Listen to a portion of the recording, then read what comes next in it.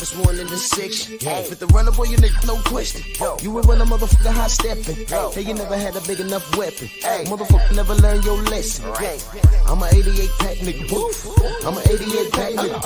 I mean, day walker, drink blood, fangs out, full moon, motherfucker change like a hoe. I'm just a nigga from the hood trying to stack a little cheddar for the money.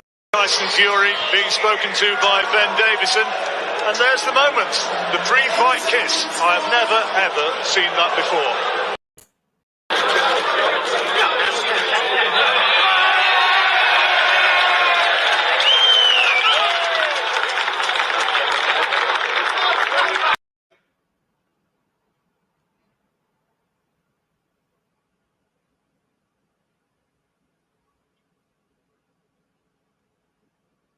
What he wants is a punch in the mouth properly, you know, and kicking up and down the United States like a football. Apart from that, he should have done really. He should have let Tyson kill him altogether. You wouldn't have come out with that bullshit then, would you, craphead? Hello there. I'm just after getting off the phone with Daniel Kinahan. He's just informed me that the biggest fight in British boxing history has just been agreed. Get up there, my boy! Big shout out, Dan. He got this done. Literally over the line. 2-fight deal. Tyson Fury versus Anthony Joshua next year. One problem. I've just got to smash Deontay Wilder's face right in the next fight. And then we go into the Joshua fight next year. So there we are. The Gypsy King versus AJ is on for next year, but there is a hurdle in the road called the Bronze Bomber, aka the Knockout King, and I will get onto him and knock him spark out, and then we got on to the big fight. So big thank you, Dan, for getting this deal over the line. All the best. God bless you all. See you soon. Peace out. But there's been a few, but people take drugs, don't they, in boxing? They all take drugs, I'd say. All of them. Really? Yeah. I'd say they're all abusing performance enhancers or weight strippers or whatever they're going to do to take drugs. I think they all take drugs. All athletes. Define all. Who's everybody? Well, obviously you're not talking about yourself, so. I can expand a little bit on it. We know that cheats, right? These people are extremely good at cheating. So they tried it with the gloves first, and they even gave me the wrong gloves in the end as well. There wasn't the gloves that I opted for. There were other gloves. I wasn't happy, but I thought I can't be making any more like commotions, so I'll just take them. So that was the gloves. Then they put a 6-inch thick of memory foam all over the ring. Then Peter sussed that out in about 2 seconds. Big arguments. The fight was nearly. Who can be against me? Nobody. So you seriously were worried that they... And listen, I had good information off of good resources not to touch anything in the changing rooms because they might try and drug you. And someone tried to pass me water from all sorts. And unless it was sealed contained from my own baggage, because I had my friend Dave, he brought all the waters over and the drinks from England, there was no chance of me getting drugged. Don't drink no more water because there's none of that. I don't remember anything. It was all a blur. Don't drink no more water because there's none of that.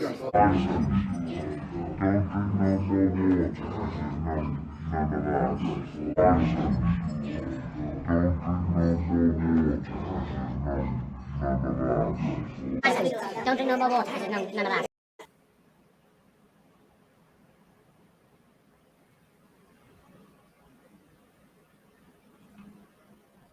You've said things in the past which people have found abhorrent. They've accused you of misogyny, they've accused you of homophobia. No comment, don't even go there. But do you accept that you've got to win over a larger number of people coming back this time before you could be fully accepted? No comment. You don't want to say anything about that at all? No comment.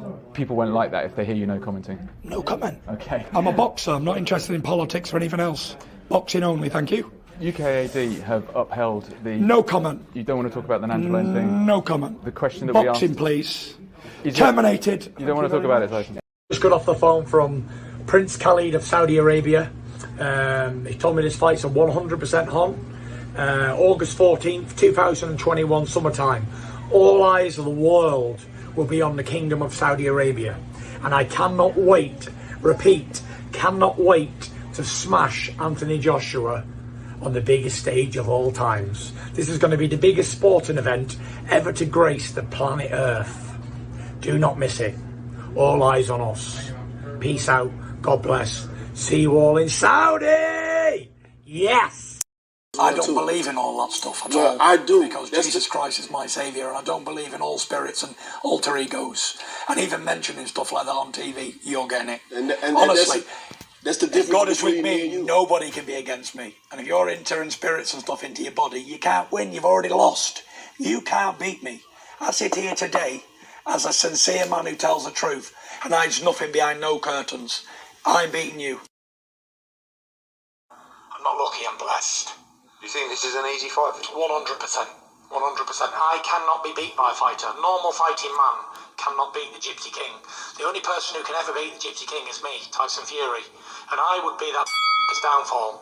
But the Gypsy King is indestructible. Never ever had problems, never had mental health struggles, never had anything. Tyson Fury is a flawed character. And the only man who can beat the Gypsy King is Tyson Fury. Don't! You fucking asshole. The devil is a motherfucking liar. So you know I ain't worried. Biatch. Stupid bitch. Yeah, buddy. Yeah, buddy. So now that we're all warmed up. Drew Titan Bronze on deck. Shout out to the mighty LDBC. Smash your like button.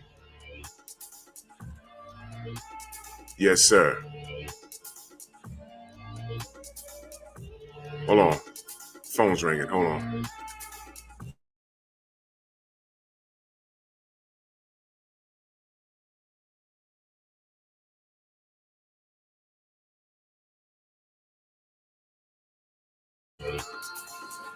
Jeez Louise. Let's see what we got in the building. I'm waiting on glasses. I spoke to the brother yesterday. You know, it's like a 3-4 hour difference. You know, maybe he's asleep. But you know, he'll call me. I sent him the link. So, you know, we could chop it up until the brother get here. Simon Bridgman in the building. Oak Park Boxing. Dwayne Jones. Opulent LD. Eric Holt. DP Rocker. Dwayne Freeman. Rick Blackwell. The brothers UK in the building. Diana Branson. Salute, sis. That's right. Oh, ooh, jumped on me. Stupid. Oh, my God. The real DJ Adam B. What up? Anwar Willis. DP Rocker. King Jr. Almighty Lord. Jelly Bean. Jared, Ratchet since 91, the Troll Killer, Mr. Shelton in the building, Dank Father, man of the 216. Tay, good morning. Jay Good, Boss Red, Michael Johnson, Boxer Talking More, Viva Tu Vida, Dill Spoolie, Underground Asylum, Adrian Vet, Big Texas, Duke Todd, CB, Sports TV in the building, Antonio Handbrake, Cass, Teddy Peeps, Stormy, B-Man. What's good? Shout out to Champ Side. Kevin Dunbar, King Bonnie, Ms. Lisa, Mr. P. Depps, MP, what the fuck? Big Homie Cool, Devontae Morse, Marcus Walls, Main Event Mark in the building, Shade Girl, Nazi, Jose Diaz, Big Block, Brown on Boxing, Marcus the Villain, Ronald Haskins, Joe, David Scott III, New Fat Boy Fitness in the building, Vince Vilborn, Shepherd King, Macadon One, Davis. See if I got everybody out here. Let's see. Show your boxing IQ. Crowd 7435. Snacks B. Let me show.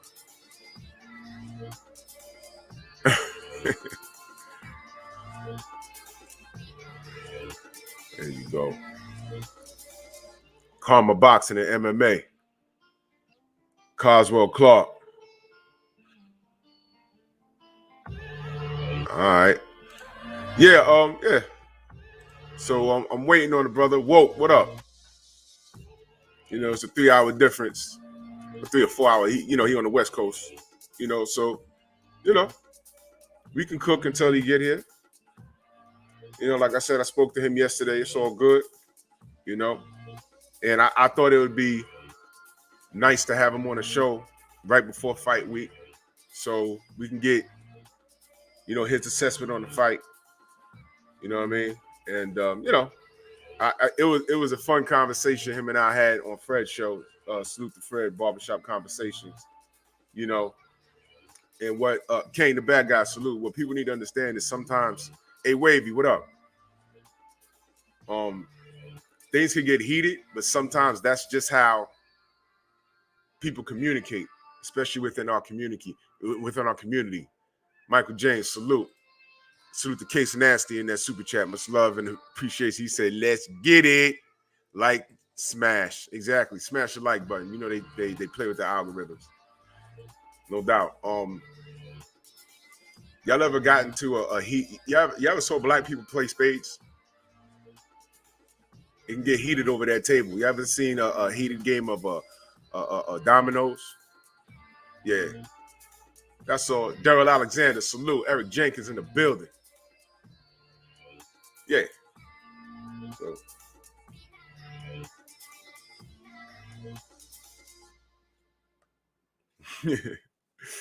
Yeah, man. So, it's fine when people have a different opinion. It's cool. It's all good. I was just answering the text. It's cool, but it's fight week. We want to get it all out. And there's also I might not do it today. What brother just said? Jay Grant, salute. Darnell Schaefer, salute. Ricky Williams in the building, man. Go subscribe to my brother. I'm trying to find because my brother Marvel sent me this video. With Fat Chitlin's even fatter brother. The one that looked like the one that told him not to drink any water. D-Man Jr., salute. Shane, give brains fury. Shane, give brains fury. Anthony Jones, salute. The even fatter Chitlin, the one that looked like Carrot Top. 502 King, salute.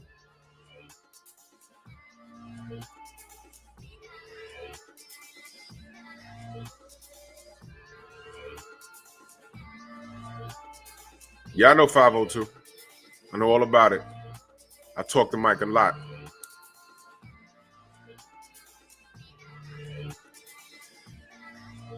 I'm going to review that interview. And there's a part in that interview. That video is not for anybody but the raccoons. When I review that video. Because there's only one part that's important to me in that video. And he said something, I said, see, that's going to go over a lot of people's head. And I'm going to point out, look at his demeanor. Look at what he says. And I'm going to point something out. Geo James, salute. But Shane give brains fury. The even fatter Chitlin, aka titties. I'm gonna point something out about him. Anyway, let's chop it up until the brother Glasses get here.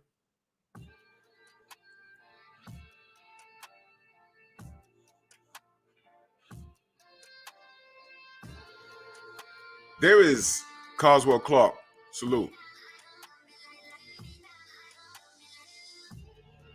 You know what? Let's cook on this for a minute. We got some time before we butcher Fury. I want to talk about this. Teofimo and Josh Taylor. Let's talk about that. Anna Israel, salute. Let's talk about that for a moment. Yeah, Woke, I'm waiting on the brother. Mansa Musa, salute. Tiafimo called out Josh Taylor. He wants a unification. Jeffrey Lopez, salute. First of all, be honest. We're gonna do a champ side in here. Salute the champ side. We all know this is his, but if you're sick of Tiafimo Lopez, press 1. If you're sick of Tiafimo Lopez, press 1.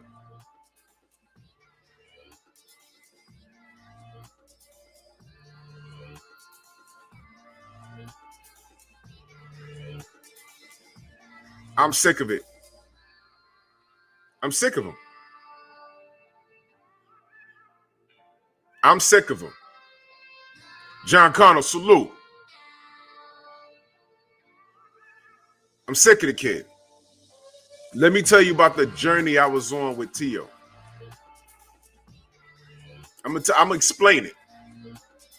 Before anybody gets it messed up, I'm gonna explain it. Tio, first, I'm gonna tell you why I used to root for the dude. He's from New York. So off the back, you got my attention. Off the bat, you got my attention. He's from Brooklyn. Fine. Queen 71.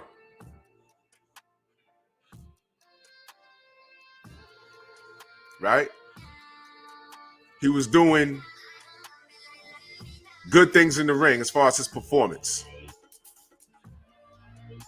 Supported the kid. Something happened. Along the way,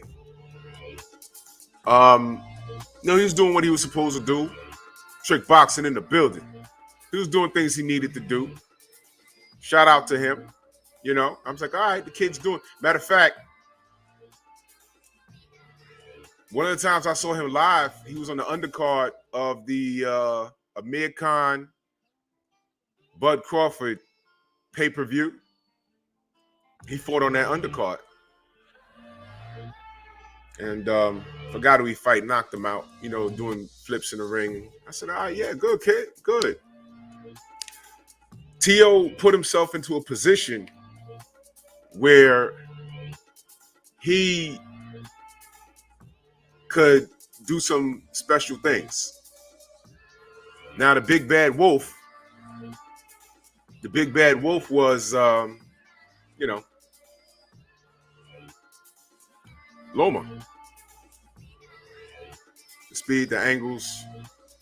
We've heard it before, but, according to Bob Arum, we've never seen this before.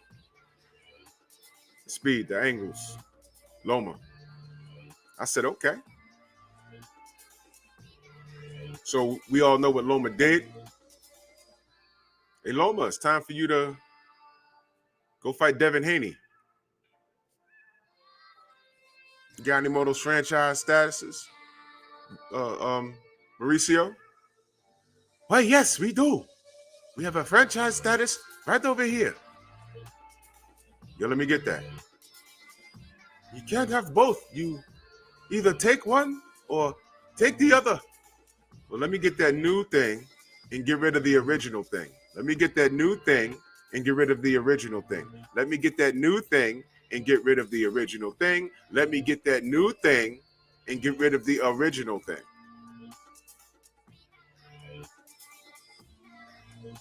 Devin Haney sitting at home. Email goes off. I don't know if this is how it happened, but checks the email and says, congratulations. I am the new WBC champ. Dad! Yeah. Bill, come in the room. What the hell? Sidebar. Devin went and had surgery. How fast did they strip him? Y'all remember that? Jay Grant, salute. How fast they stripped Devin when he had that surgery? Kind of fast, right? Kind of fast, right? It sounded like to me that they wanted to make that belt vacant. They wanted to make that belt vacant so bad and give it to somebody else so that whoever won between Loma and Tio, they would fight a lesser opponent for the vacant belt and give it to them. I'm telling you, that was the play. But yeah, Trick, hit me up. But we too smart for that. Iron Avant, salute. So he vacates the WBC real strap, gave it to Devin. That's right, Boss Red. Rob Sportsman Elite, salute. So what happens? He gets in the ring. Kano Local Sports in the mother effing building. That's the fam right there. The Dazzling Urbanite, salute. So Devin was minding his own business. Ricky Wine, salute. And they gave it to him. They surrendered. That's the key. Surrendered. That's what I said. They surrendered. I surrender. Here, take it. I don't want to fight you. Because Loma thought Teofimo was easier work. That's what that was. So he goes into the Teofimo Lopez fight and doesn't throw a punch for 6 damn rounds. Raymond Hughes, salute. And he lost the fight. He lost. He turned it up towards the second half. He made a mistake, and T almost knocked his ass out. I think, what was it, the 12th or the 10th? I forget. But he got started too late. And then after the fight, he's blaming judges. He's blaming a hurt shoulder, which nobody said anything about but us. The Messenger, salute. Y'all remember that? Y'all remember the excuses? Why'd you lose? Oh, hurt shoulder and, the judges. And you remember all of that? Do you remember the excuses that came from Vasil Lomachenko, the Matrix, the speed, the angles? Do y'all remember that? Did that happen? DJ Zion Love in the building. Did that happen or not? He lost and made excuses. Did that happen or not? Were there any videos talking about those excuses? Were there any videos talking about, yo, Loma, come on, man, I like you, but take your loss like a man? Yeah, Jay Good, Aaron rigged the fight. Remember that? Lamont, salute. I didn't see any videos talking about his character, his demeanor, how he's a sore loser.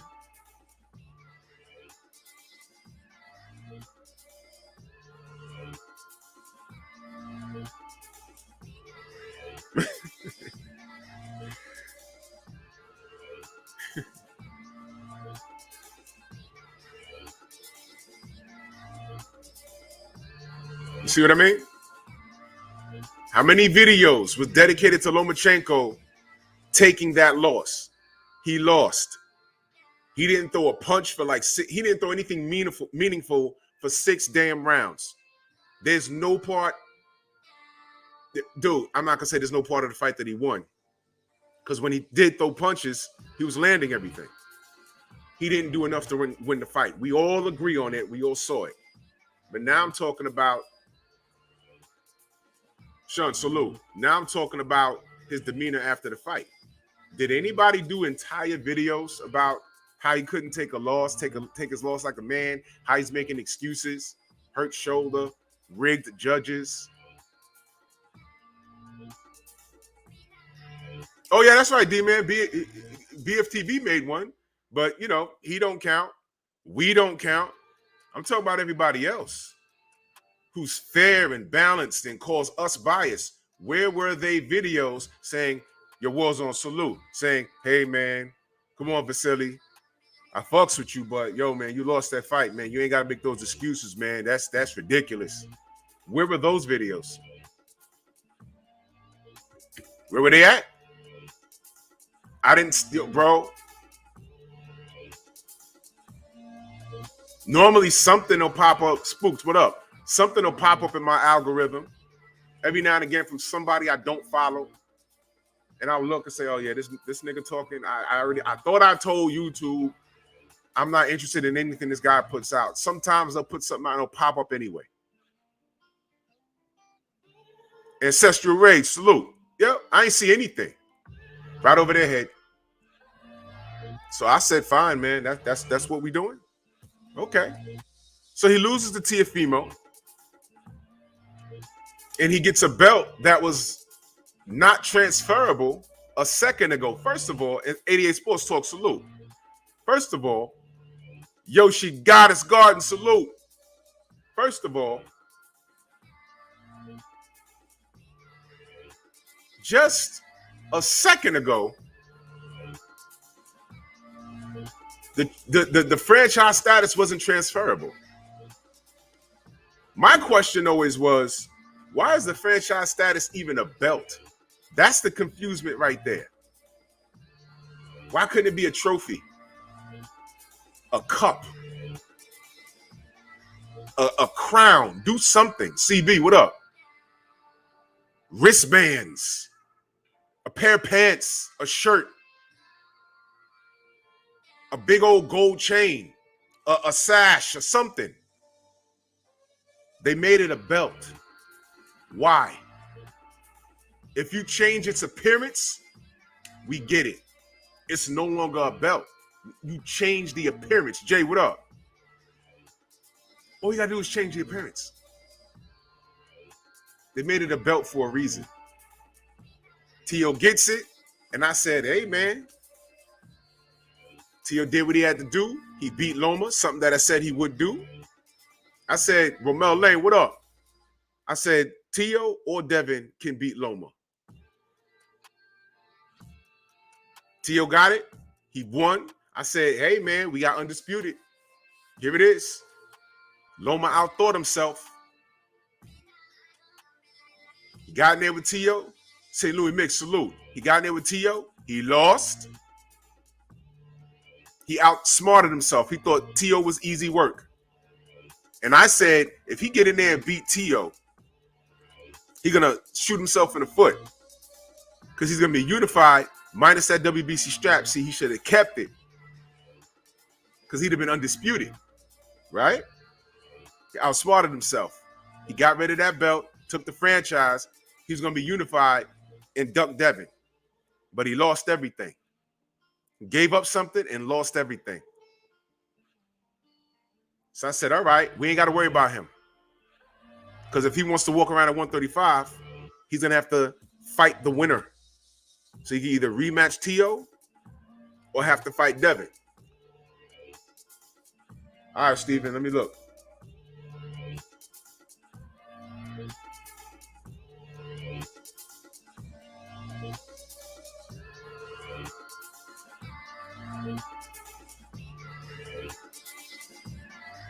Oh, shit.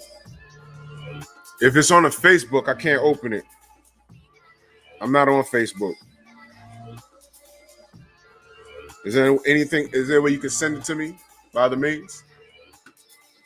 I got rid of Facebook. That shit got on my nerves.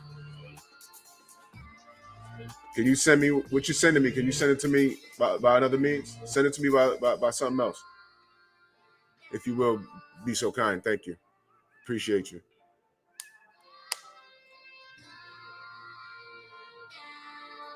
So he outsmarted himself. Right? So now he hurt himself.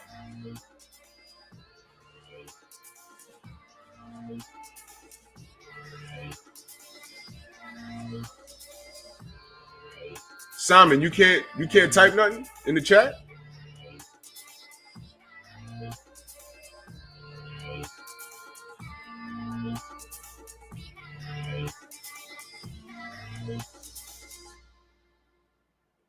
Nah. Rojas, salute. Nah, bro, it's still coming up as a Facebook link. I can't open it because I don't have a Facebook account.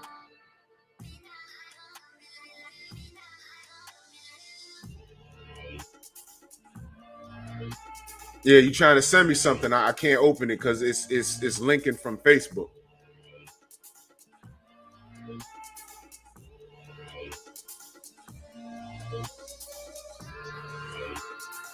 Nah, Simon, you're not blocked. I didn't block anybody.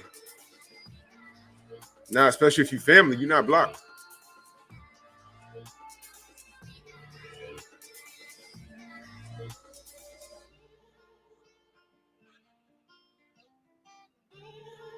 You know, Facebook. I'm at the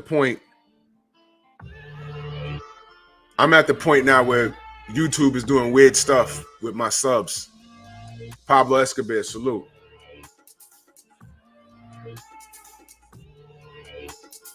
They unsubbing people. Lord Sweat Real, salute, famo.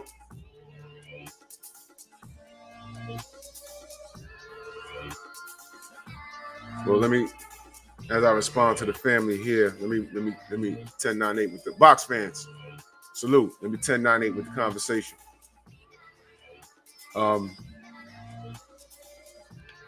So Loma played himself.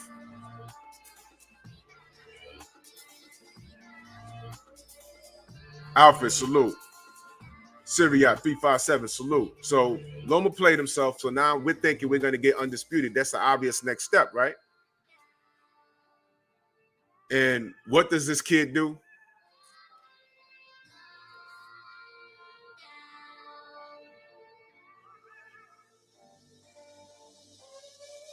Hold on. Hold on. Hold on.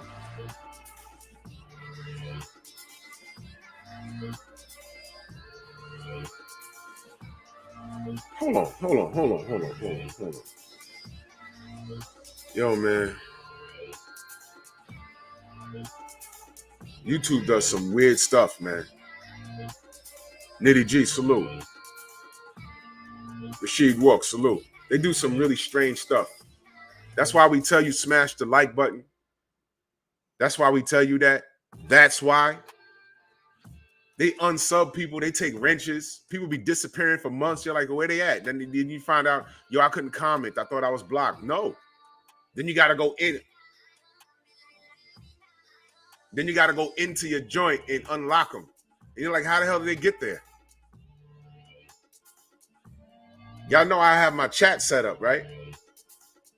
But I'm talking to my brother Jonathan right now. He can't chat. Y'all seen Jonathan in the chat?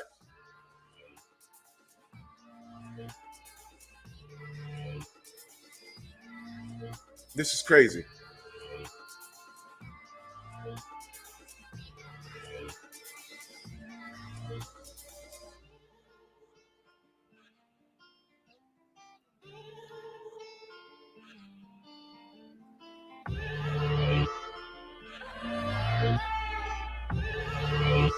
This is bullshit.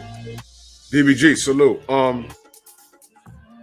Jonathan, I can't do it now because I got a lot going. I got a lot of windows up. But after the show, I'm gonna go in there and see if I got you in the damn graveyard. And I'll unlock you. But I don't. This is crazy. Nobody blocked him. No doubt, bro. I never.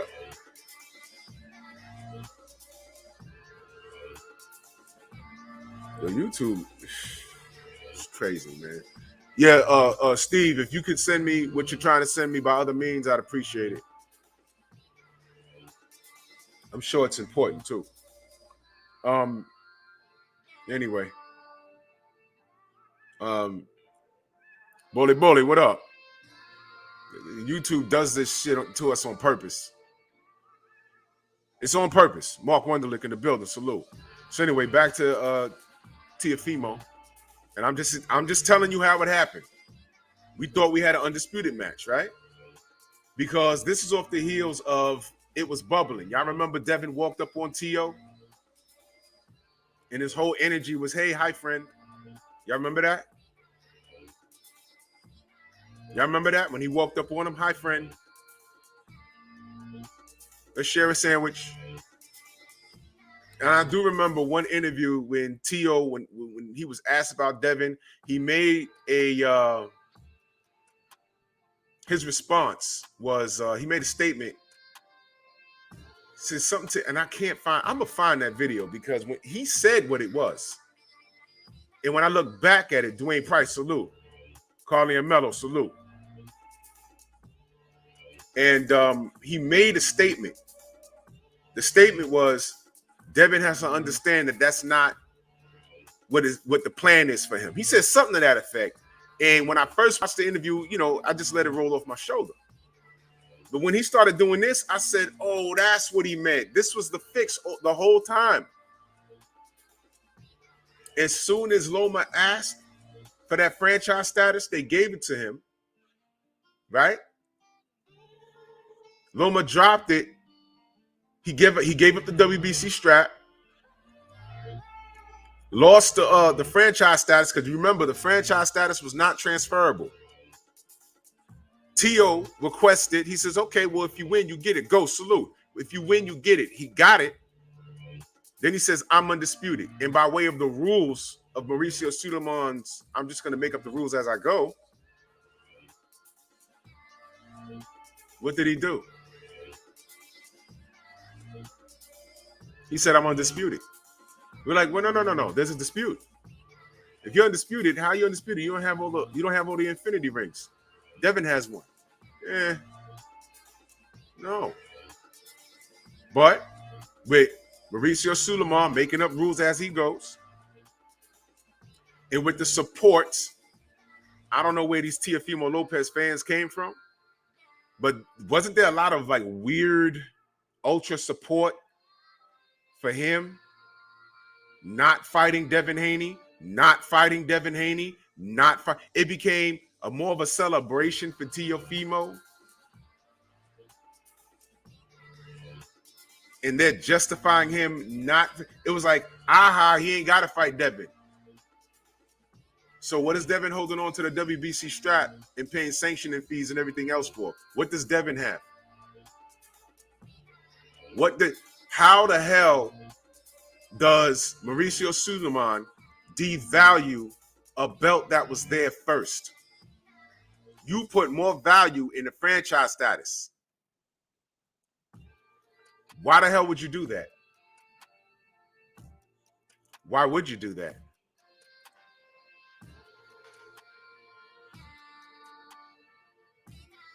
I don't know where these Teofimo Lopez fans came from, but I know what I was reading. Family, I'm going to say it again.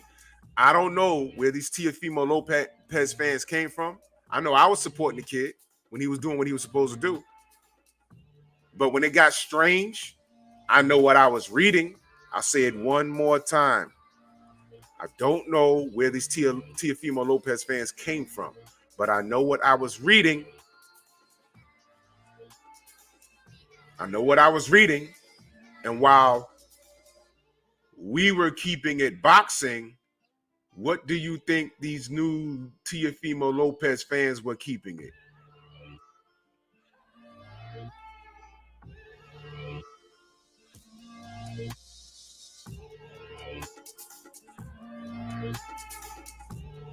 And all we were saying is, yo, Undisputed is literally the next fight. Literally the next fight, man. And it wasn't like he was saying, yo, let me go handle he never said, let me go handle Daniel Mitchell, salute. He never said, yo, let me go handle this mandatory and then I'm gonna come beat your ass, Devin. He never said that. He said, I ain't gotta fight Devin. That's what he said. Enter Cambosis. And we're here now with that. This dumbass.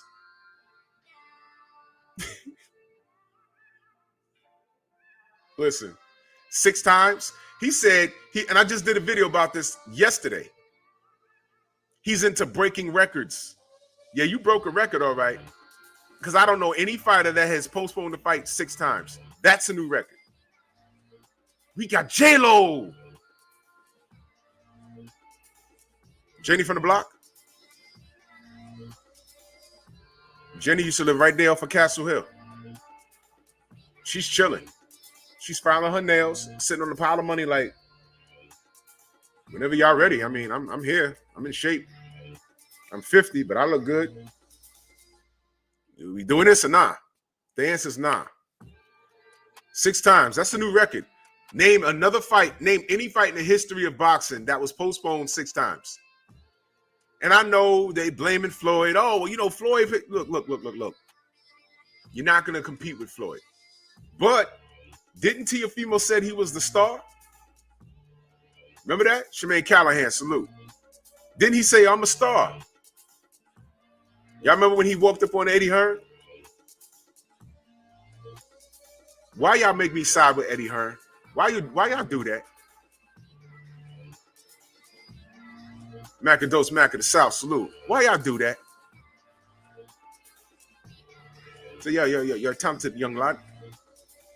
Yeah, you should be WBC champion. But, you know, he pimped off. I was like, oh, my God.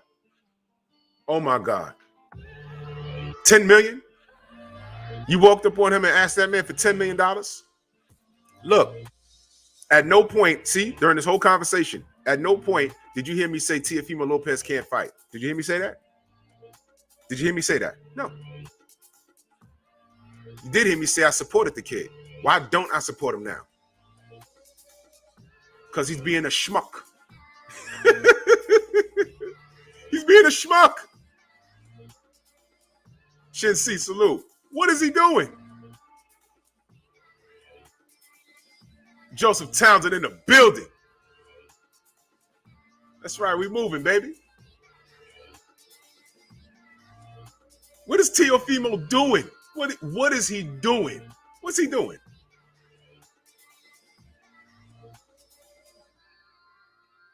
He don't know. 6 times he postponed this fight. So much to the point where Triller said, yeah, we're not dealing with this. Remember when I shouted out T.O. for sticking to his guns and landing a $6 million deal, or $6 million, right? With Triller, I said, man, he's doing the right thing. He put the F to Bob Arum, but he needed to be careful. Why? Because of this. When he made that deal, he had no idea that Floyd Mayweather was going to put his fight on around the same time that he was going to put his fight on. He had no idea. But let's not blame Floyd, because Teofimo said he's a star. He said that. That's what he said. Okay. So let's put, yeah, Joe, we talking about that. Cop Aborigines in the building. Salute. Yep, we on that. I'm leading up to that, bro. Yep, we on that. So he's a star. He's a star. And here's where I drew the line with T.O., because he started to get beside himself. Unscripted virtuoso, salute. He started to get beside himself. He started to run off at his boca. Started to talk a lot. You can market yourself. Now, it's all good, brother. You can market yourself, but don't act like you're above the moon. Don't act like you're higher than the moon. Stop it. You're talented. Yes. I supported you. Yes. But you started to act strange, and I called you out on it. Just like we call out all athletes when they act strange. Do we not? Oh, he did this good here, did this good here, did this good here, but this right here, I don't like that. I don't like that. He got some explaining to do. So now he's running around talking about I'm undisputed. We're like, no, there's a dispute there. You're running around talking about proud of you being disputed. You said that Devin Haney had DSL lips. Bro.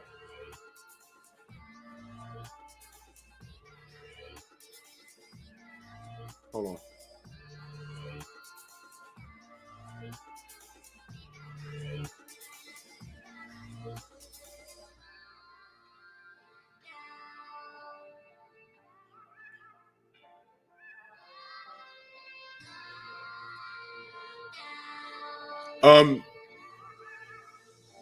Vince, what up? So he's talking reckless about Devin Haney, but you ain't fighting him. He's talking reckless about Devin Haney, but you ain't fighting him. They ask him about Deontay. He calls him a bitch, and he said he'd tell him to his face if he was in front of him. I don't know where that came from. Abadordi, salute. I don't know where that came from. I had to make some calls. I like, yo, did they have like a run-in or something? I don't know where that came from. All he had to say, he could have left it as, nah, I don't believe it. I think it's an excuse. Because a lot of people said that. He could have left it. He could have left it there. But did he say something? Did he say he'd smack him or something like that? I don't think, did I mishear that? Wait, you know what?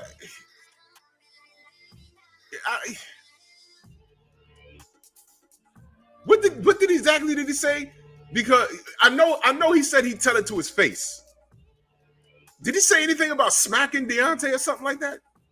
I know he said, no, he said he's being a bitch. He don't believe it. He thinks it's an excuse. He's being a bitch, and I tell it to his face. That's what he said, right? He ain't saying nothing about smacking him.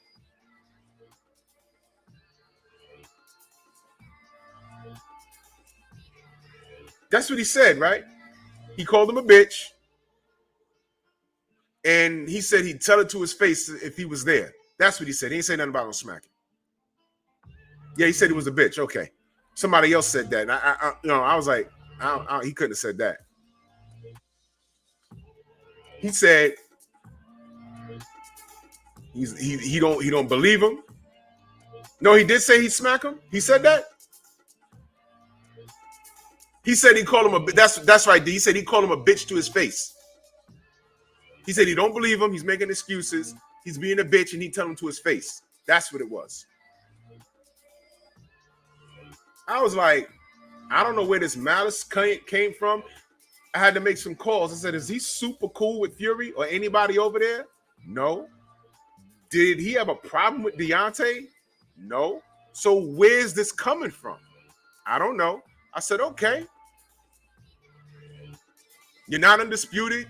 You're talking shit about Deontay, the American fighter, in a sport where you can definitely get robbed and jerked around in. Omega Red, my brother, salute. Right? Weird behavior.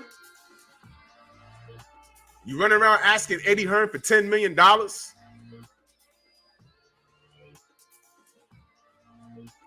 You postured and got your $6 million from Triller, but you had to move your date 6 times. You saying you had COVID, and then I'm watching ESPN, and they say you're on vacation in Italy. Wait a minute. He had COVID. DOG, salute. He had COVID. How the fuck did he get to Italy? Hugged up with his girl with a picture of the sonogram. Is that the same girl you and your family fell out over? And you went into a state of depression? I ain't forget none of that. I just didn't harp on it because certain people are sensitive. But all of these things, by the way, did I lie when I'm explaining the timeline? And it might be a little jumbled up, but I'm not lying about none of this stuff. And all I try to do is support the kid. But then he started talking funny.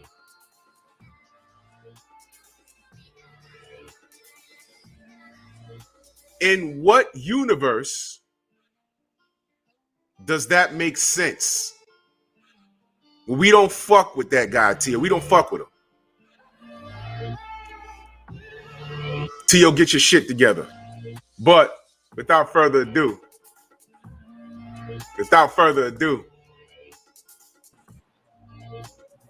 yes, sir. What's the deal, Drew? What's good, man? How you feel? It's all good, man. A little late. What's happening? It's all good. You just woke up, man? Yeah. My TV came on, man, and they had somebody in there with a DA. They was on the Amtrak, and somebody got into the shootout with the DA agent. And I woke up hearing a gunshot. Made me think I was in the hood again. So I don't know why it was so loud. It was like, oh, man. Man, what's happening? Chilling, bro. Chilling, man. For those of you that don't know, I want to reintroduce everyone to who you are. So this is gonna take some time. We got time. Let everybody know who you are.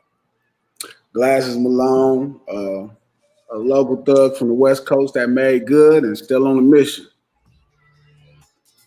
Yes, sir. Let me turn this down a little bit. Yeah, we was just in here cooking on Teofimo Lopez and his shenanigans. Man, what's crazy is my boy told me he didn't say exactly how that was gonna play out. My boy Percy swore he was like, "That's gonna play out wrong." I'm like, "Man, you think so? That can't." Seems simple to put on a fight. He like, "Man, they overpaid for that." He told me right when that purse bid happened, he felt that was just a bad decision. He was like, "Man, you got it wrong." And man, ever since, every turn, every corner, everything they turned, it just went worse and worse and worse. Yeah, that was, it was strange because I was happy for the kid. Yeah. And I was just saying, talking to the family, I said, yo, you know, it was like, it's like wrestling.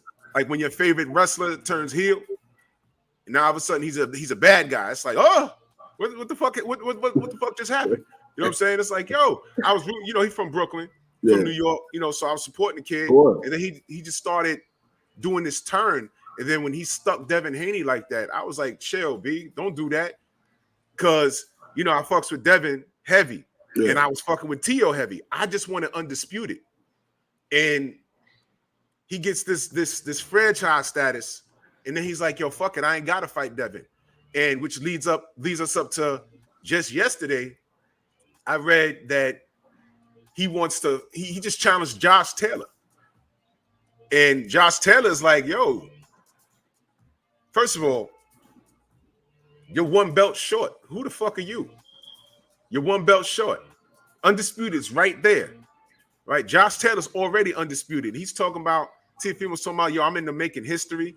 And I said earlier, man, yeah, you made history by, I've never seen a fight get postponed 6 times in under a year. I've never seen that. I've never seen that. So yeah, that's history. That is history. So this nigga trying to fight Josh Taylor. Josh Taylor is in such a position of power right now. He's undisputed at 140. He can hang around there. Bud Crawford is right around the corner for him if you just chill out. Right around the corner. If Bud gets past Sean, Sean and Bud, Josh could say, yo, man, let me go fight the winner of them. And when Errol get better, I can fight Errol. That's money fights right there. You understand? So he can go to 147. He can hang around and defend at 140. But Tio wants to drag him down to like 138, 139 and have a fight. I'm like, Tio, who are you to be asking for anything? And you got Devin Haney problems. So us as supporters of the sport, we need to be on Tio's bumper saying, nah, you got Cambosis problems. You got Devin Haney problems. Go solve that before you do anything. So this kid getting on my nerves, man.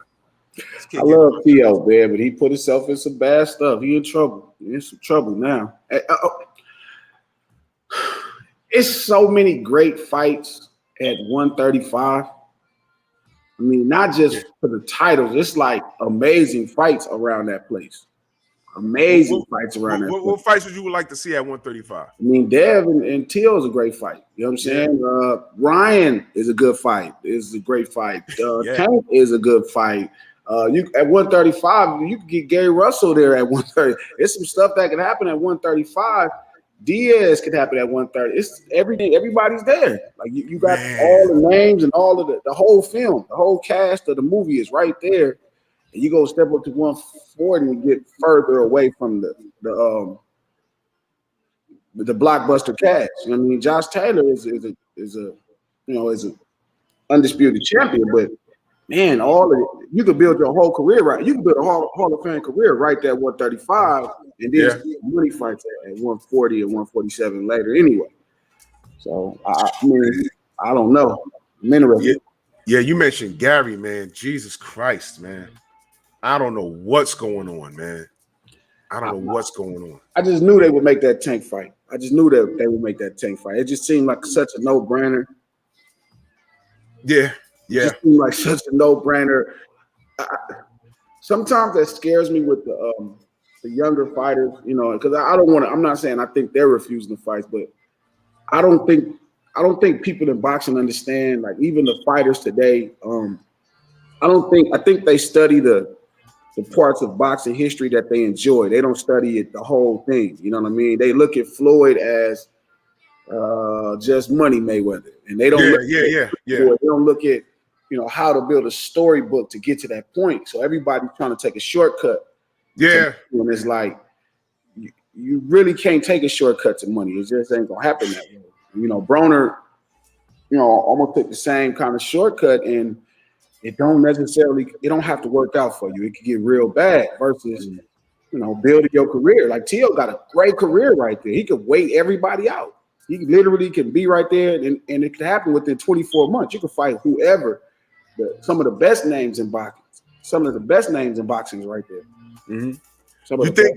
You think speaking of AB, you think he moved up those classes kind of fast? You think he could have just waited a minute?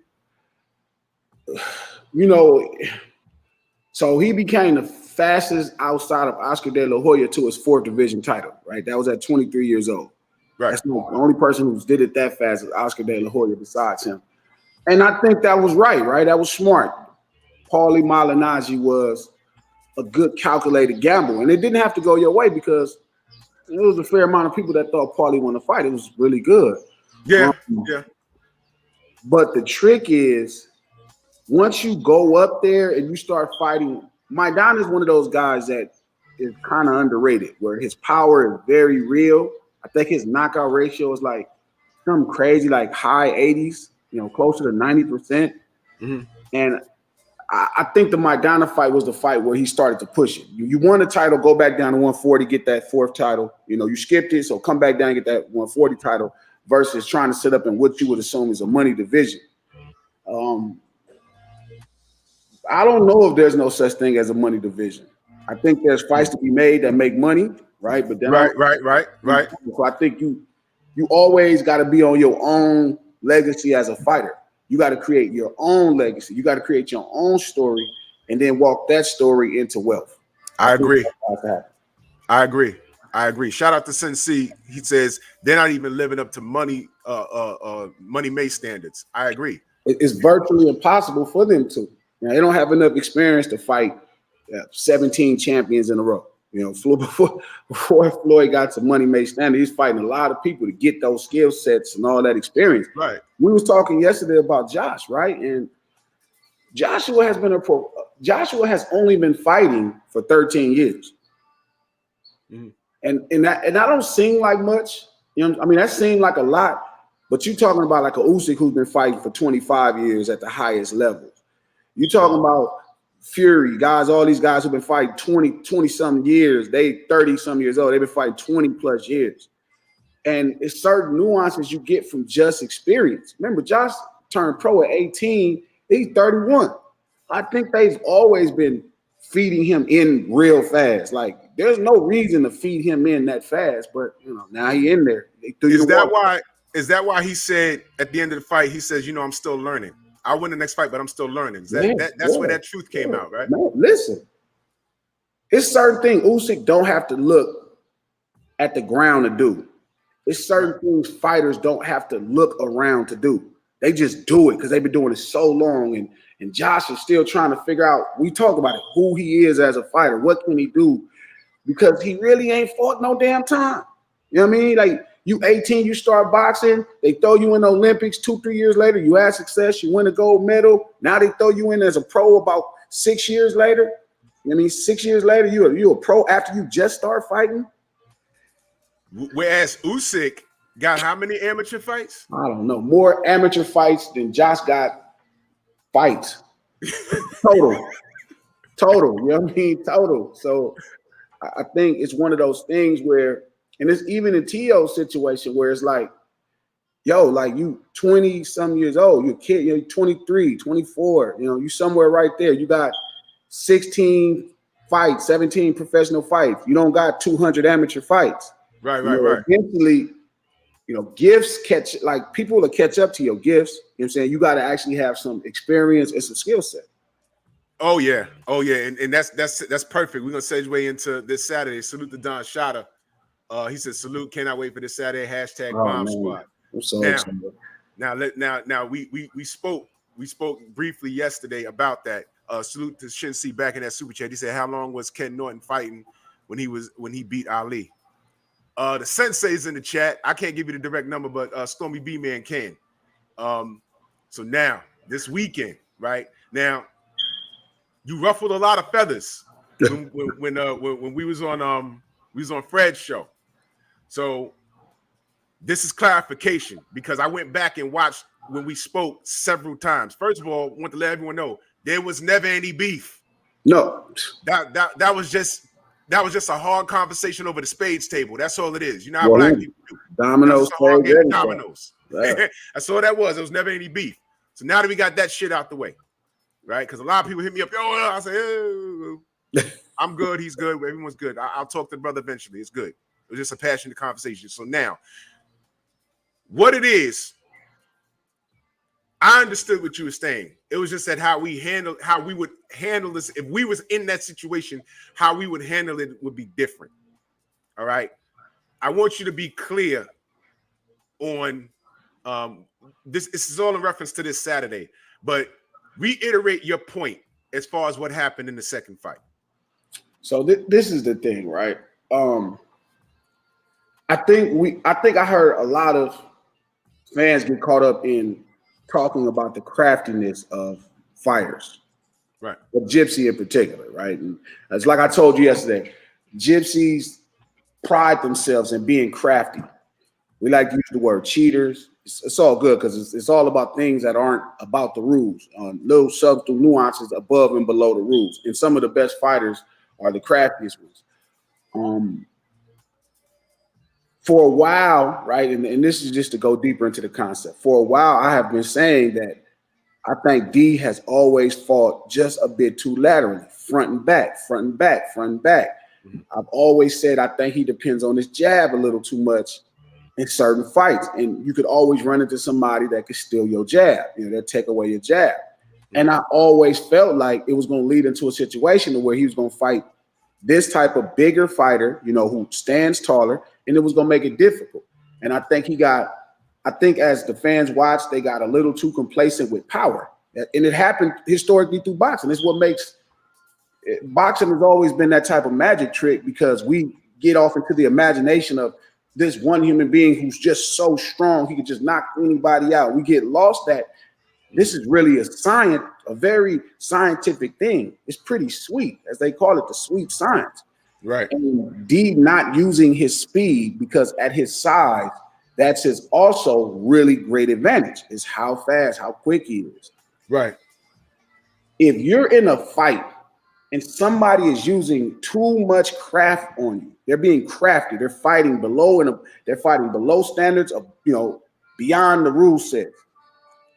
You can't get mad that happens in a boxing match. Eventually, it turns into a fight, and you have to rise to the occasion and fight. Floyd Mayweather with Victor Ortiz. There was a lot of extra crafty things that we don't look at. But if you go back and look at that fight, there was a lot of small things Vic was doing that was really crafty, really beyond the set of rules. Mm. And one of the things we saw out loud, right? We saw it at the end. Right, we saw Floyd back up, and we saw it kind of play out where Floyd gave it away. Because if Floyd didn't give it away, we would have never knew what happened. It would have happened, and they would have just still been fighting. When Floyd backed up, he realized, "Oh, you don't want to box. Okay, you want to fight." Okay, and that's the point you was going. When I was saying, yo, look, he did this, he did that, the shit outside the ring, the gloves. You were saying, I don't give a fuck about none of that. Fight. It's a fight. Floyd backed up. Floyd said, "Oh, that's what you're doing." The ref didn't take points away from Vic. He said something. It's Floyd Mayweather, so it's enough respect with the ref to be like, "Hey, man, that wasn't the first shot he hit him with low like that." Right. Said, "Okay, I got you. This what we gonna do. I got you." He threw the headbutt, and Floyd said, "That's what we're doing." Okay, I got you. Is this what you want to do? So it comes to a place to where it stops being a boxing match and it turns into a fucking fight. And we can't say, oh man, it turned into a fight. I think that was Joshua's problem. He never turned it into a fight. You're not going to outbox this motherfucker. This motherfucker been boxing a long time. You know what I'm saying? You're not going to outbox somebody who's been boxing this long, especially that's that good.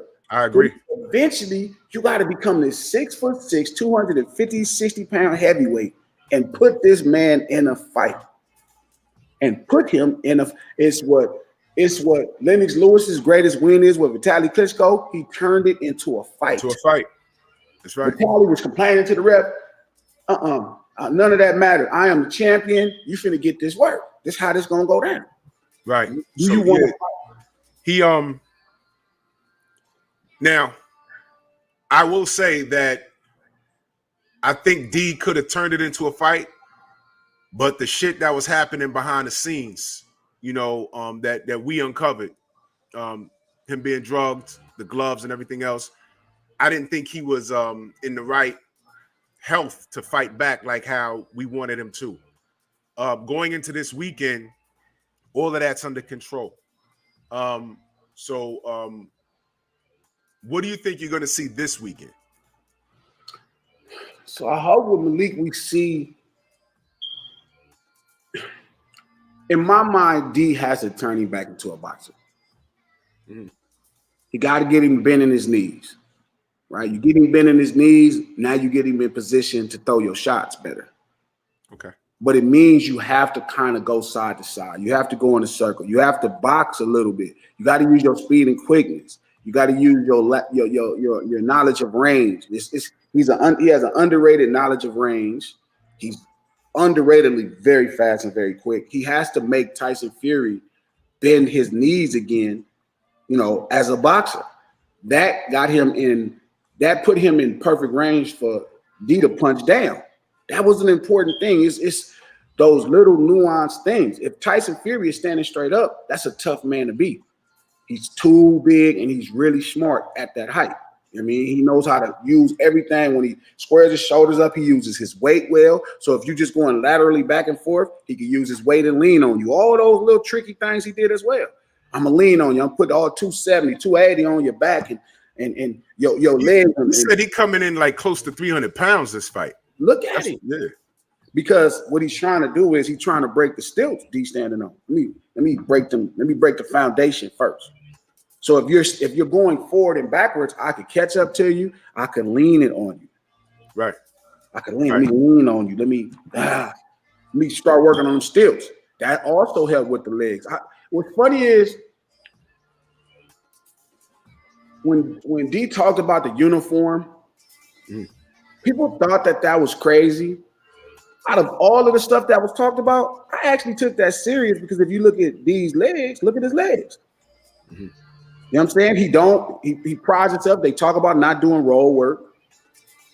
You know what I'm saying? They talk about, you hear them in different things, talk about not really doing a ton of roll work. And you don't have the strongest looking set of legs in the first place. But then you got this big old man climbing on your back in the ring. Climbed on your back and just lean on you. All that stuff weakens your legs. That's all that crafty stuff, man. And so D just needs to really come in this fight and use side to side, lateral. Start fighting in a circle. Use your speed. Make him feel like he needs to keep resetting. Because if you're just going back and forth, he's going to be standing up in a puncher stance the whole time. He's able to use all his advantages at the whole time. But if you can get him to bend his knees and start to try to react off of your quickness, guess what? When you stand up and you throw your punches, you back throwing it down again. And then you have action like the first fight where you can get the shots you need, to win the fight. Because that's the thing. But I think he needs to use. He's gotten away from using it. He's gotten away from using it. When was the last time he used it? What was the dude's name? The bald-headed European fighter, white man. Spilka. Yeah. That was one of the last times he used that. And it set up a shot where he caught Spilka in the middle of a shot and put him down. Yeah, going backwards too. That was crazy. So he's everybody jumped. Oh, he can't box. You don't win a bronze medal in boxing Olympics if you can't box. Oh, thank you, man. Thank you. You have to have some. You have to have some boxing ability. That's just a lot. Deontay could box just fine. Has he stopped boxing? Sure. You've been knocking everybody ass out. You know what I mean? You don't. You know, it's different to set up a shot if nobody's tall enough to reach you. It's different to set up a shot when you're so fast. You know what I mean? But every fight, you know, could put you in a different position to have to do different things. And this one is one of those fights where he actually has to be smarter. You know what I mean? And he has to be willing to fight in those times, because there are going to be times where you gotta fight. That's it. You just gonna have to fight this man. And I'm glad you said that. Let me read this super chat real quick. He's salute to my brother Eric Jenkins in the super chat. Much love. He said glasses put a perspective on Wilder versus Fury 2 that most didn't see. Adjust to the situation presented. Salute. Yes. I'm glad you said that. When I had Malik on the show, he put emphasis on the clinch. And he said a clinching coach is very important. That's very important. I was wondering. I said, why is he putting so much emphasis on that? And you just said it. Fight. That's where the fight happens. That's where the fight is going to happen. You're going to watch the punches on the hips, the low blows out of the side of the rough. It's going to get dirty in that clinch, man. We're going to see in the first round. So nasty and crafty and beyond the rules and whatever in that. But the best fighters do. The greatest ones do. They will hit your ass anywhere. They probably biting you. I don't know what them motherfuckers be doing in that clinch, man. They go crazy in that clinch. But that's important for D to establish in that clinch. Yeah, you're gonna have to fight today. No doubt, man. The excuses, and I'm not. Yeah, everyone knows I'm not. I believe what was done to Deontay 110%.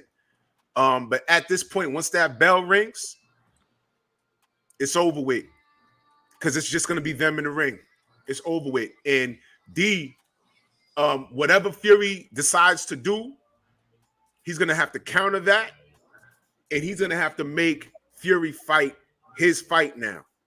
He's going to, if it means, because Fury, what people don't remember is, what people just ignore or just forgot, Fury was deducted a point in the second fight. Yeah, they forgot about that. Shit. He didn't give a shit. So he has to say, you know what? To the end anyway. I have to not care about even getting DQ'd because I'm fighting for my life here. Yeah, so he has to be every bit the monster that Fury is. It's in his blood to be a fucking demon. I think he's a demon. I think he comes from a bloodline of demons. So he has to come in. You a demon? I'm the motherfucking devil. I'm the devil, and I'm gonna show you how evil and raw it's gonna get. So you're absolutely right. He has to not care. Throw caution to the wind. Be smart. Be smart, but when he sees the bullshit coming, when the ref's here, hit him low here. When the ref's over there, hit him low here. Because it's the ref's job. You make the ref work so hard that night because you're fighting for your life. I used to be Floyd. You say it's the ref's job. It's the ref's job. Make him do his job. But it's your job to win the fight. To win the fight. Salute to DOG in that super chat. He said AJ got hit with the left hook. His legs failed. Man, he got hit with the left straight. He got hit with the left jab. He got hit with the left. You know what's funny? I watched that fight, right? And I'm watching it, and I'm looking at, the lead leg. And everybody know about the lead leg. When you fight a southpaw, keeping it on the outside. Mm-hmm. And if you look at that fight, go back and take some time and just look at it. Joshua could not keep his lead leg on the outside. And it was like he almost didn't either pay attention enough, or he didn't remember enough, or he was too busy trying to react to Usyk's speed. But Usyk always kept in the driver's seat when it came to lead leg. By the time the first round was over, McCracken should have been telling him, yo, look, we ain't doing this shit for 12 rounds. You need to corner him and make it rough. Put your chin in his eye, bop him on the head, foul him. We ain't gonna win no boxing match against this guy. You got hit with 3 left hands, flush, and they landed, man. Your eyes swelling up already. No. Salute to my brother Shin C. He said, how much did craft and skill matter when Margarito was beating the shit out of Cotto and Centron. You can't outskill Loaded Gloves and Tainted Water. Shinsi, you are 100% correct. And that's why I was saying that oh, he's back in the super chat. The brother says, I'm happy about the added skills and the strategy, though. Absolutely. And that's what we're saying, Shinsi. And shout out to you for the super chat. That we now that we figured it out, and we know what it is, D has it under control. You see Tay Jones on here. Tay Jones did a whole live stream. They sealed out all the exits. There's no way for them to go. Fury has to fight a clean fight. The last clean fight you saw Fury fight was Otto Wallin, and you see how that fight played out. And all I did was I looked at that Otto Wallin fight. I said, this guy can't beat Deontay Wilder. Not like this.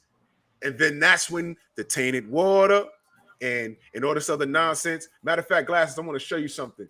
When people tell us, yo, the Tainted Water is a myth and all this, yo, watch this. Listen to this. Don't drink no more water because there's none of that. I don't remember anything. It was all a blur. Don't drink no more water because there's none of that.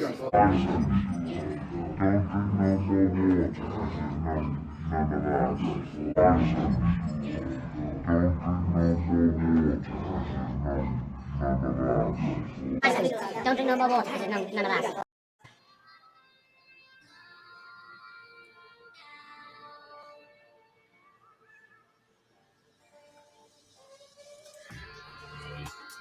Safe to say, that water poisoned him, man. He didn't know where the water was coming from. So what we've come to the conclusion. I shouldn't be laughing at this. It's crazy.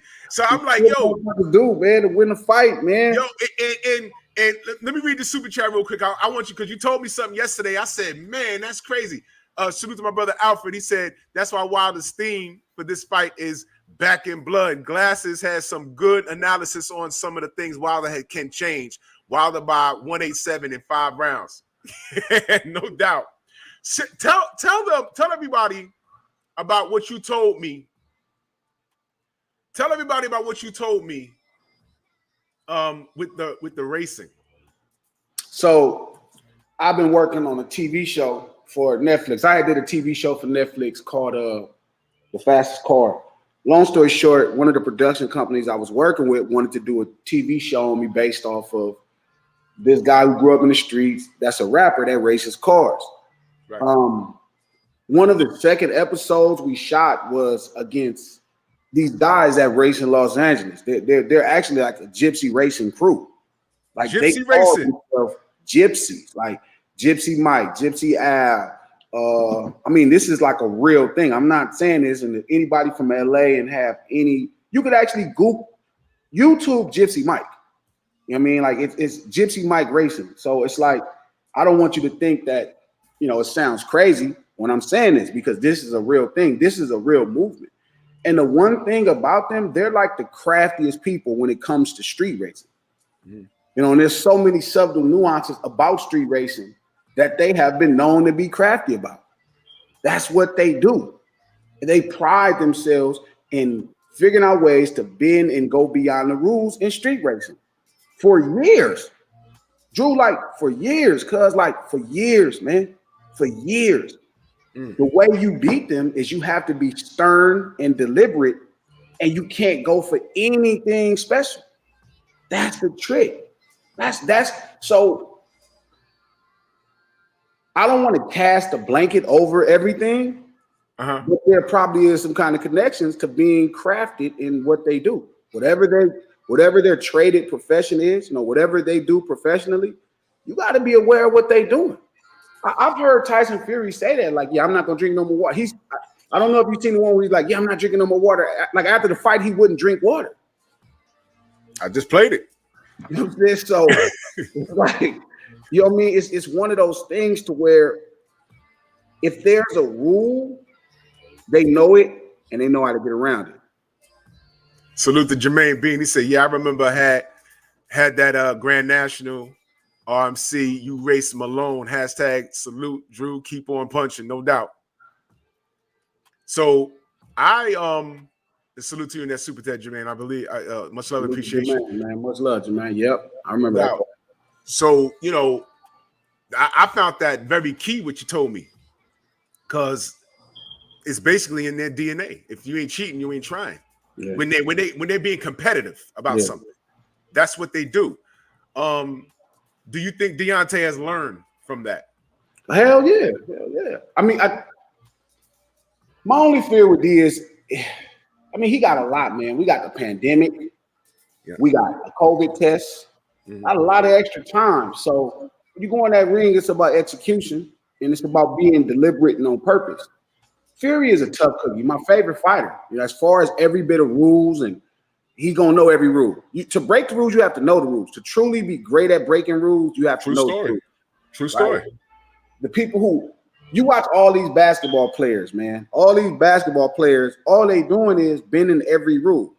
We ain't never, Drew. We didn't grow up. We close to the same exact age. We watch basketball when people take a step and shoot a shot. Now we watch people take 4 or 5 steps and look like, and then hop and then lay the ball up. And to be I'm telling like, when they you, start doing that, this is within the rules, because now they're going so far with the rules in sports. Everybody's like, okay, how can I get the advantage, the edge? Let me bend the rules. Let me break the rules. Let me go beyond the rules. Next thing you know, you got James Harden. How you go from Michael Jordan to James Harden? You're fucking running back. Look at their footwork. I mean, every time James Harden get the ball, I be like, travel. But Jeff did it yesterday, man. He did this little weird hop. I was like, what is going on, man? Y'all be watching his feet. Yo, I'll be like, wait a minute. That's like 9 steps. What the fuck was that? Just run with the ball. Just run with the ball. It's a motherfucker, dog, on Instagram. Cause this motherfucker prides himself at figuring out ways how to manipulate two and together. And I just be like, and he just put up different YouTubes of these wild ass footwork plays, and I'll be like, what the fuck is going on? I hate seeing it in real life. Like, I only want to see it in the game when it's necessary. They do it on, it'd be the first quarter, 11 minutes left, and they put, bro, don't put that out there. Don't put it. I can't, man. Today's NBA is so frustrating to watch because we come from a different era. And I'm like, bro, that is a travel. That's oh my God, from half court. I remember I was watching, I don't even know what game it was. It was when LeBron was in Miami. Oh, he had the worst work at that time. He had the worst shit. He took 2 steps from half court, 2 steps, a spin move, a hop, and laid the ball up. And I'm like, bro. Ain't nobody laid that low. Hold on 1 second, fam. Hold on 1 second.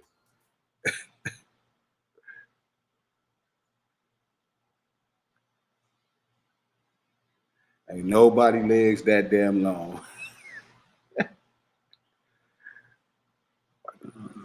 Oh yeah, that's a good fight. Yeah, that was Tay. I think he's on his way to Vegas right now. Fucking salute to Mr. Martin, that super chat. He said, great point. A fight that comes to mind is Spence Brook when Kel tried to clinch.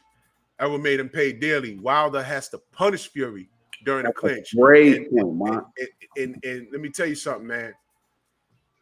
I wasn't surprised, but I was like, I wonder why Malik brought that up. When he's mentioned the importance of having a good clinch coach, I said, yo, that's it right there. They on to something. They know what's about to happen. We're going to see. I'm telling you, it's going to be fireworks. And don't believe Fury coming in at 290. I don't believe it. Don't believe. Shut the fuck up. Hold on. Yeah. Go ahead. Salute to Joseph Townsend in that super chat. Much love. He said, I swear James Harden wants to listen to glasses. Step before every game. Step ass nigga, man. That motherfucker be stepping, man. That motherfucker be oh man. I'm like, we went from Michael Jordan to this. That's crazy. I argue with the homies in the NBA. Like, I got a group chat with a couple NBA homies, a couple different ones. I'm like, bro, y'all sit around this motherfucker and just figure out ways to travel and say this. I'll just be like, how do we piss these niggas off at home that been watching basketball before us? I know we could just travel and then just walk about it. Just walk it off. Shit bad. crazy, man. But yeah, man, Malik was like, yo, you know, he said a clinch Malik coach. is so fucking slick, bro. That was the right motherfucker. Feel me? At that point, he understand the game in so many ways, man.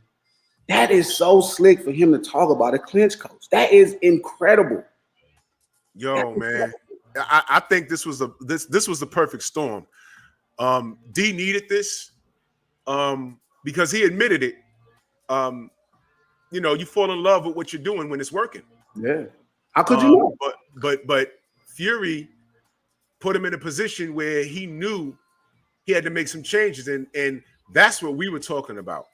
You know, we were saying, you know, when we sat back, when the dust settled and all the emotion went away, we said, okay, the obvious question: what does D have to do to win the next fight? We always the cheating, the gloves, the water, that we're gonna work that out.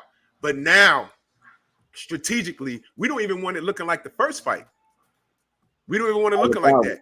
Yeah, first fight. What can he do? Because I think we've seen the best of Tyson Fury. I don't think he can make any changes. But if we can bring something different to the table, if D could bring something different to the table, what could he do to win the next fight? And based off of what I've been seeing and what Malik Scott has been preaching to us, all he has to do is go in there in X's. I'm reading something. All he has to do is go in there and execute. Salute to Tay. He in the building. He said, "Hell going on, glasses." Fucking Tay, man. No doubt. So, give me a prediction for Saturday.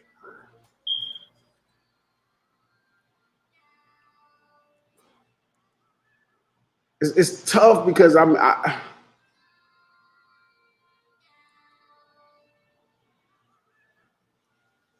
it can only go two ways.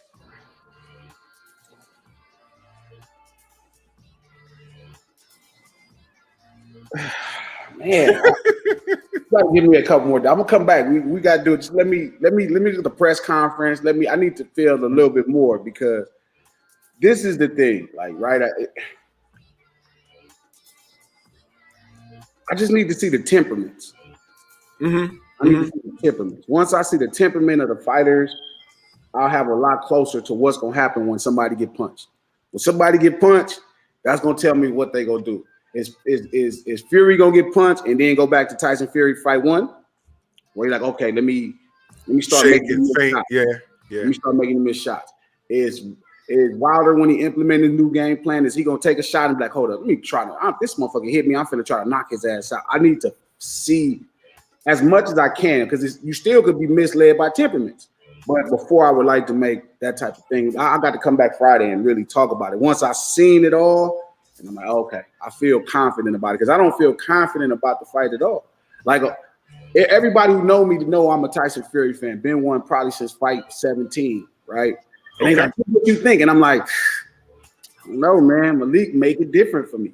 You know what I'm saying? And COVID, the pandemic, make it different for me. Like, it could be interesting. I just need to see the temperaments. After the first press conference, I was like, oh, you know, Wilder. I said, Fury gonna get it.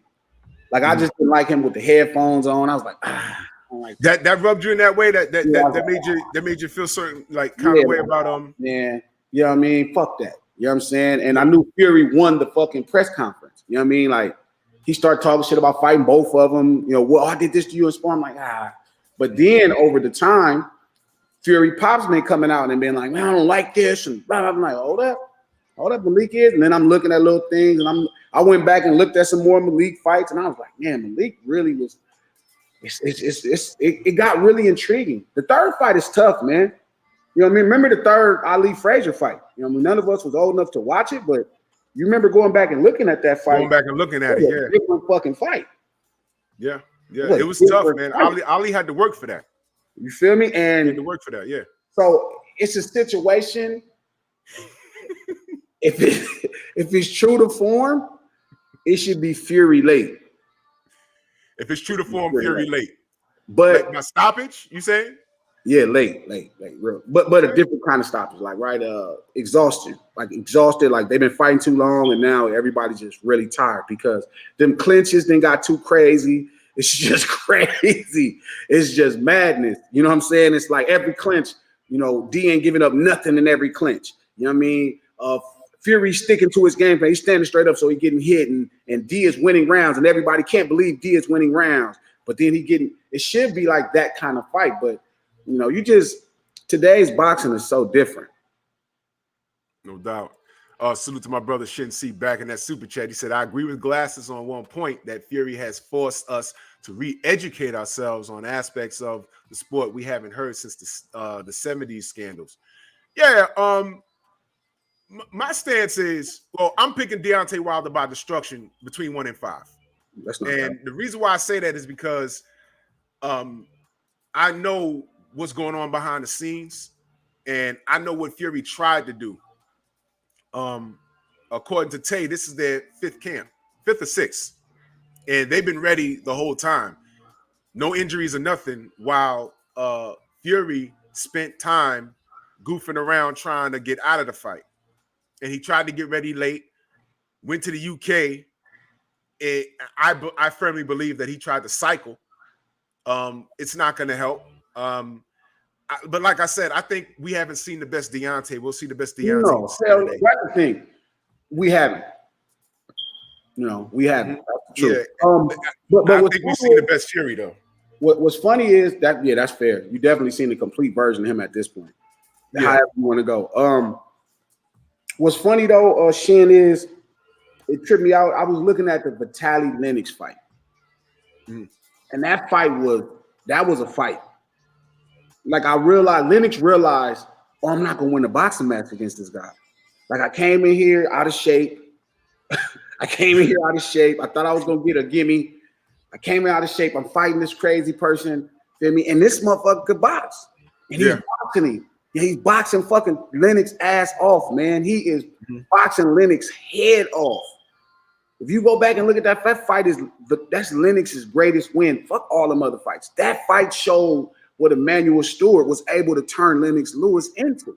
And the same guy who was getting knocked out by one punch from certain, guys, Mercer, Rockman, and all that shit, fought Vitaly Klitschko, who probably was the hardest puncher in heavyweight division as far as knockout ratios go. Right. And he was taking every shot. And he said, you know what? I'm not going to outbox him. I need to get this motherfucker. I need to rough him up. I need to lean on him. I need to fall on him. I need to do everything possible. That was one of the last great fights, great fighters. Fights. Yeah. Nobody's fighting you. Like with Joshua and Usyk, we seen just a boxing match. We seen like Joshua can't win a boxing matchup with Usyk. But man, Lennox Lewis and Vitaly Klitschko, how he turned that into a fight, and he got to fighting Vitaly ass. Like, I'm not going to win this boxing match. This motherfucker's hit me with every jab. And guess what? I'm tired, but you know what? I'm gonna figure it out, and I'm gonna do whatever it takes. And that's what D's mind needs to be into for this fight. In them clinches, everywhere, because he know this motherfucker is gonna do whatever it takes to win. I gotta do whatever it takes to win. That's how I feel. I forget which round it was with Lennox and Vitaly, but there was one round where he went to the corner, and when Manny Stewart put the stool out, he just collapsed in the corner. I said, uh-oh. And I'm saying to myself, don't quit. Please don't quit. Man, you got on they're going to stop the fight. That cut was too bad. And Lennox came out breathing heavy. And I said, damn. Who is this guy? Who is this guy? And Vitaly he's legitimately bigger than him. Yeah. Legitimately. And Lennox said, you know what? Fuck that. Let's fight. You ain't getting this motherfucker. And I'll give it to him, man, because I was concerned if they let that fight continue what they were going to do. I was concerned because that was one of those fights where it was a possibility. They wanted to see a rematch, but there was a possibility that he either made it a draw or give Vitaly the nod, like even effort. He was winning the boxing match. It's fair to say Vitaly was winning the boxing match. Yeah, but I think Lennox realized somewhere in that fight, in that matchup, I'm not going to win the boxing match. I'm not going to win the boxing match. I need to win the fight. I need to fight this motherfucker. And sure as shit, he started fighting. And he was breathing heavy. You could tell he wasn't in his good shape. And man, he was talking shit. He was like, "You gotta go fight this motherfucker." And that's the energy, feel me, D really needs. Like the time when it's time to fight, yo, you gotta engage in a fight. Like when it's time to box, box. But when it's time to engage in that fight, fight. You gotta fight it. Fight him. Every little thing, any little thing. You gotta get crafty. Yup. And Vitaly was hungry, but luckily he's looking at the referee. Vitaly, he lucky Vitaly cut easy. Man, when you touch those Klitschko's, they cut easy. Yeah. They cut easy. So he that to me, that was an underrated performance by Lennox. Yeah, very underrated, man. But he showed the heart of a lion, and he got out after that. And I didn't even want to see him fight Vitaly again. I said, look, there's no need. There's no need. He did what he wasn't even supposed to fight him that night. Yeah, what man? It was supposed to be Kirk Johnson. Yeah. But I think Kirk got injured. Yeah. And they said, fuck it, let's shit. And Vitaly was fighting on the undercard. But they said, all right. And you know who that just happened to? Manny Pacquiao. See? And you see what happened? He's sitting there. It wasn't no more fight left in the dog. Nah, man. No fight left in the dog, man. It wasn't no more fight left in Manny. Because Manny just was like, I can't win this boxing match. And just kind of gave in to the boxing match. And tried to box him. Man, his eyes so messed up. Gloves, you put your fucking gloves on your head, you get in there, and you just rumble. He never did that. He just kept trying to outbox him, knowing his legs wasn't there to hop in and out, knowing certain things. You got to put your gloves to your head. That's what Lennox did that in that fight. He put his gloves into his chest, put his face in his chest, and said, let's go. You gotta get man. He couldn't even see his bowl of cream and wheat. A day later, man, his wife had to feed it to him. My brother Bruce Gold says Fury's a negative 295, Wilder live underdog plus 230. Good bet. You gotta put money on that, man. Good bet. Brother BFTB says they were both pure boxers. This isn't the same. That's true. That's true. This is gonna be interesting, man. I'm still picking Wilder because I don't think Fury's gonna be able to adjust like people think he is. He's going to be confused. The things that we're seeing Deontay do, along with the heart and minus all of the cheating that happened, Fury's going to get obliterated. That's just how I see it. I can't see that, Drew. I don't think he ever gets. I don't see that. I see D can win the fight, but I don't see him get him. The one thing about that motherfucker, rock solid tough. Rock solid tough. You're gonna have to whip him for 12 rounds for sure. You're not just gonna do anything to the jiu-jitsu. That motherfucker ain't gonna just let you just. You're gonna have to hold your foot on the gas to the motherfucker quarter mile in. He ain't gonna, he'll drive that motherfucker while that motherfucker one piston gone, one cylinder gone. He gonna drive that motherfucker to the finish line. He'll fuck up both pistons on each side, knock the fucking oil out that motherfucker. And if he stop, he'll save the engine. But if he keep going, he gonna blow the engine up. The engine gonna get blew up. The one thing I tell you, I guarantee you, I mean, I can't debate D winning because there's some things he can do to win, but he not gonna knock this motherfucker out. This motherfucker will climb up off that mat every time. They don't know how to. Not the ones that's one of the ones. And this motherfucker, he one of the ones. He gonna get up you gonna knock him down 6 times, he gonna get up every time. You're gonna have to fight him. Well, if he knock him down 3 in one time, that's ball game right there. 3 times in one round, that's ball game. Yeah. You know what I'm saying? And it might be a situation where refs gonna have to step in and be like, yo, bro, I can't let you do this. This guy's finna kill you. It definitely could use a stoppage. Yeah. No doubt. My brother said she back in that super chat. He said, who has a better survival IQ, AJ or Wilder? Wilder. Finish on his feet. Because I think it's times we thought he survived and we didn't think he survived. Yeah. Like the fights before Fury. Well, I'm telling you, man, that Ortiz fight. Wow. Ortiz won. Jesus Christ. I'm telling you, that's the only guy. If he fight him a third time, I'm gonna be nervous. Yeah. That was the only guy. When D got rocked, I was like, oh no. That's what I said. I said, oh no. I said, damn. And I was in my crib screaming. The second fight, when he signed up to take the second fight, I said, man, why is he doing you keep fighting this mother? I said, damn, leave him alone. I was telling Marcus, I was telling the twins, Sam, why do y'all keep signing up? You just beat him. Why? Man, no, man. I'm like, dog, just he gonna why though? Why do y'all keep fucking with this? I was nervous, man, but and you know, as usual, you know, figured it out. He you know, people are like, oh, he's losing. Bing, fight over. Yeah, I was like, oh my God, man, that was crazy. Salute to my brother Anton Richardson. He said, I don't agree. He never defended his title. Fury ain't proven. He proven. Then there's that. No, he definitely hasn't defended his title. He doesn't. That's weird and strange too. So that's hilarious. But he doesn't have any title. But he's proven. You're like, he can fight. You're going to have to kill him. Like, you're gonna have to kill him. I've seen him in too many moments where I thought, yeah, this is a good time to fold, and he doesn't fold. Even the fight against Volin, like, that was a good time to be like, all right, you know what? Let me save my face. Let me. I've seen him in too many times when he could quit and he just doesn't. The Gypsy is motherfucking solid as iron, man. Tough as iron. It's gonna take a lot. You're gonna have to kill him. I mean, you really. And I'm glad you said that. You're gonna have to kill him. Nigga talk about killing somebody all the time. And he got murder on his mind. And that's what I'm saying. This is the perfect storm. If he came out as that's his ring walk, oh, I would die. I'd cry. Yeah, man. I got murder on my soul. Oh my God, that would be the greatest ring walk in history. Yeah, I think Fury he's in the position. He don't want this fight. He proven that for 18 months he didn't want this fight, and he spent too much time trying to get out of it, putting faith in the business around him. He thought that they're gonna do right by him and get him out of this fight so that he could rock and roll over to AJ, and it just didn't turn out like that. And it was too little of time for him to properly get ready, other than to cycle off of a PED and eat some corned beef and hash. Get some weight up. No, it's that. What's it called? Board. Wild boy. Yeah. So y'all have to lay off my boy, man. Y'all have to lay off my boy. if he ain't cheating, he ain't trying.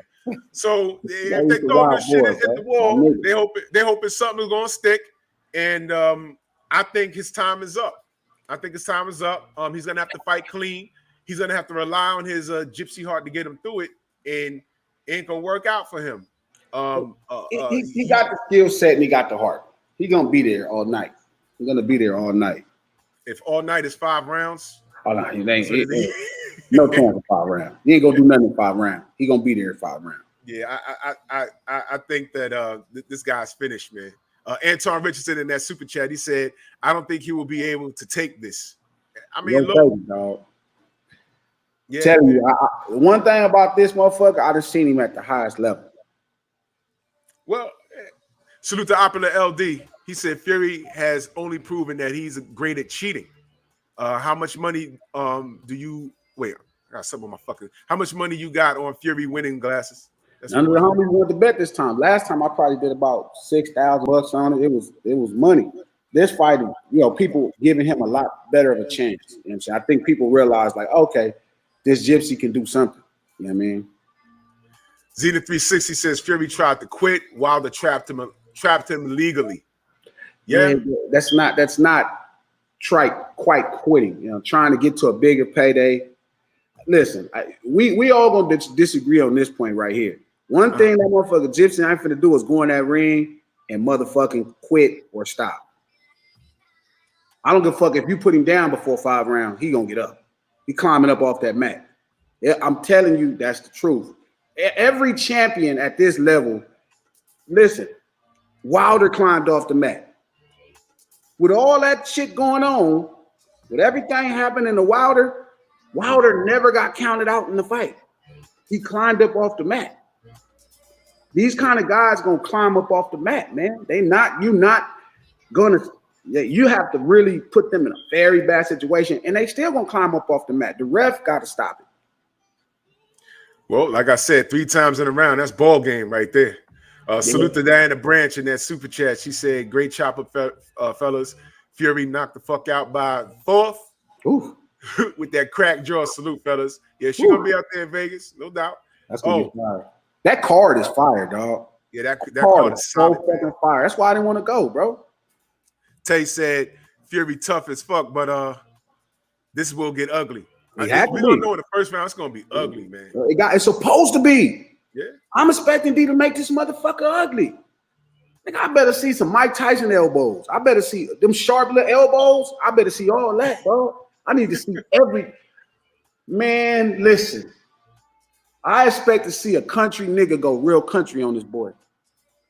Feel me? And really take it there. So I'm just hoping, like I said, when it all comes down to it, every day I'm counting down the days. I've been tweeting about it. Yesterday I tweeted about it. I could not wait. I cannot wait because it's one of those. I knew what was going to happen in the second round. I mean, whatever anybody fought, I just knew how it was going to happen. I didn't know how it was going to happen, but I knew this fight. I'm not sure, and those are the best fights for me where I'm not sure. Sensei says D been KOing and breaking ribs throughout camp. Fury gonna die. Yeah, that's that body work.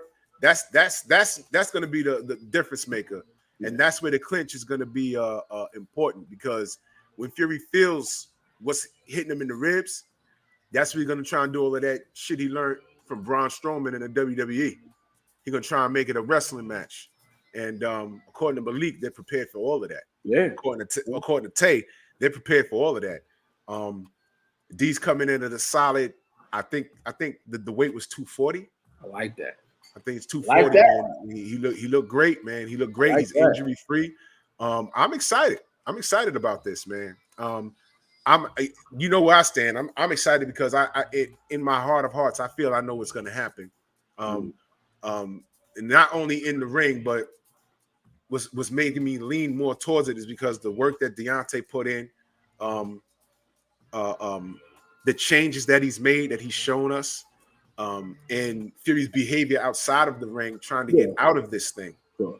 That made me. If Fury didn't do any of these things and try and get out of this, maybe I'd be on the fence a little. Like, man, I want D to win, but it's going to be tough. Now I'm more positive because of Fury's behavior outside the ring. Right now, I'm more positive that D's going to knock this man out. Also, this is real. Let me get to the super chat real quick. My brother Senshi back in that super chat. He said, "Man, how you think Ajagba is going to do against the Cuban boy?" Oh, let me speak on that. That fade is so dope. Yo, man, FA is strong, well, Frank, but big. do not be surprised if he gets slept in this fight, man. Frank is Don't be surprised. Oh man, Frank do is not so be good. surprised. Yo, listen, things could go left for FA, man. Things could go left for FA, man. Frank is slick, man. Frank is slick. Man, a lot of people don't know. It's unbelievable, man. That card, and I don't want to sound like a promoter, bro, but that's why I didn't want to go to the fight. I'm like, I need to see this close. Like when I go to the fight, dog, I sit on the floor. Feel me? I ain't got that kind of money that let me sit front row on the floor, but I got that money that let me sit on the back row of the floor. And the problem is that back row ain't no good. When people jumping up in front of you and shit. Man, everybody jumping up, and then I got to walk out there and argue with the officer. I don't want to do that. I can do the back row of the floor. That front row is different. So it's tough, man. But that card, man, got some fire fights. I need to see that. I'm a barbecue all morning, right? And get that out the way. You know how you be just barbecuing right into the. Nah, we ain't barbecuing to the. We catching undercards and everything. TV on at 12. 12, man.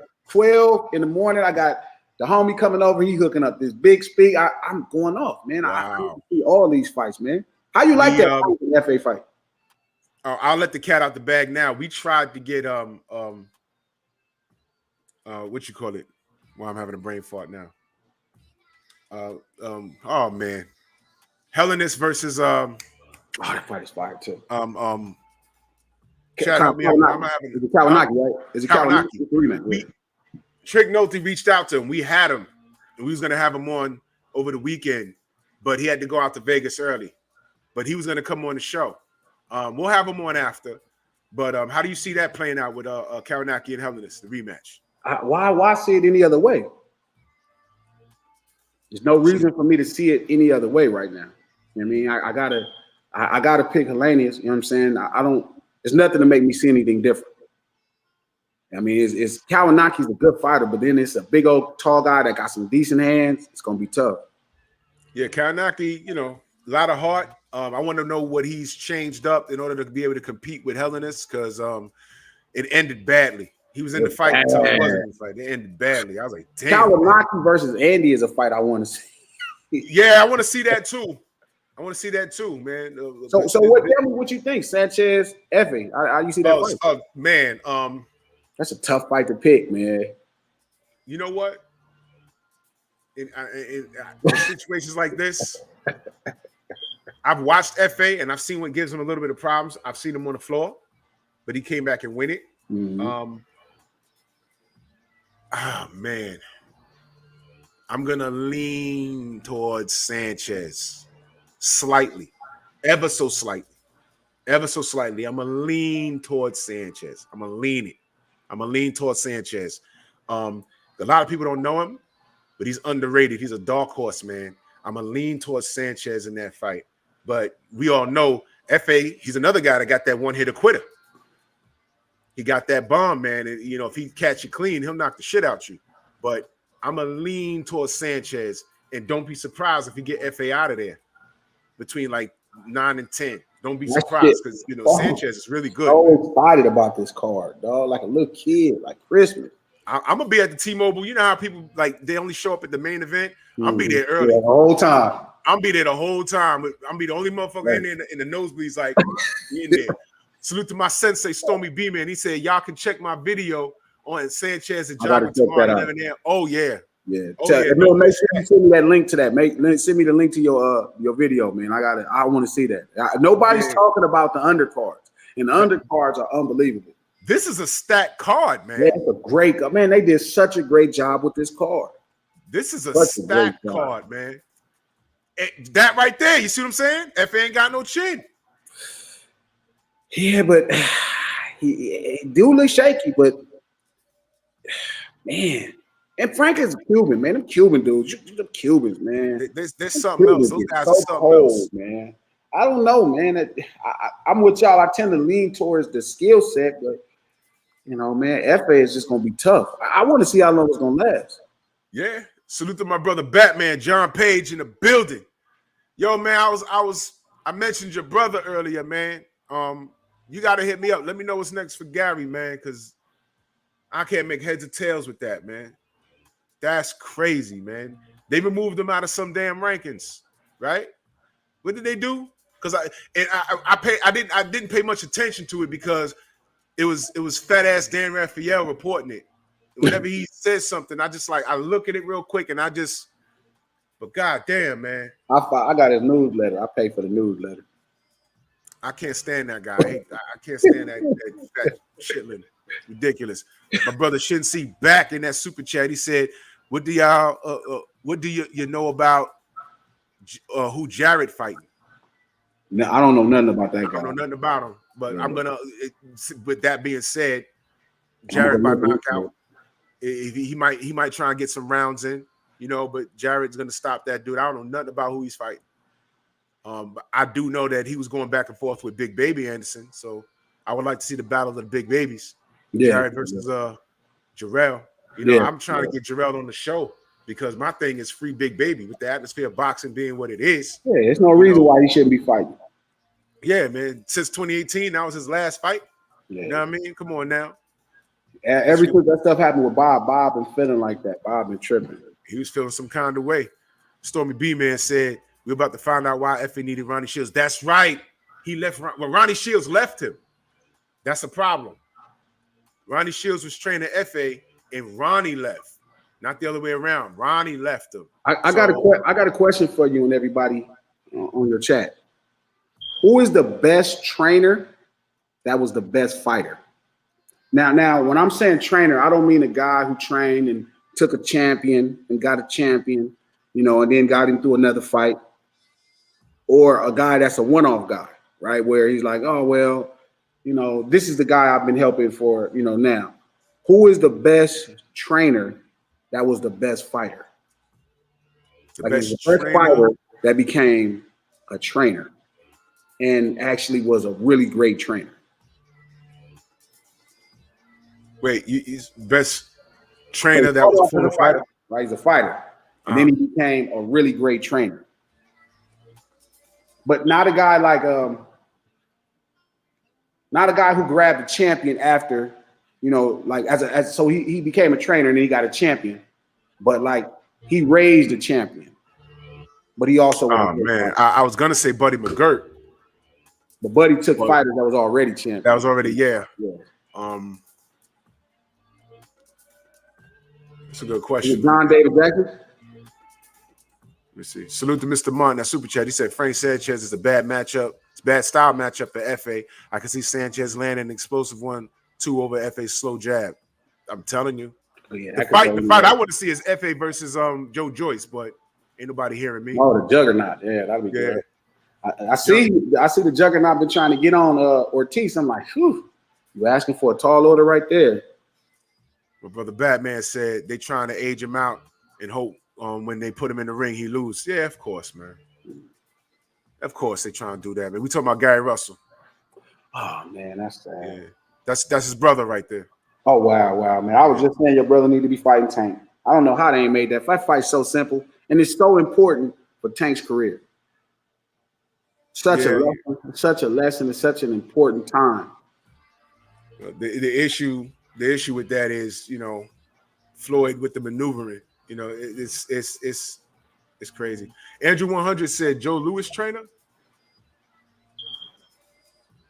Barry McGuigan. Who was the fighter? I got to look into that because I don't know. Emil Griffith. Oh, he was nice. He was nice. But that's one to think about for a while and really look into it. You ever notice most of the time the best trainers is like the best NBA players make the worst coaches.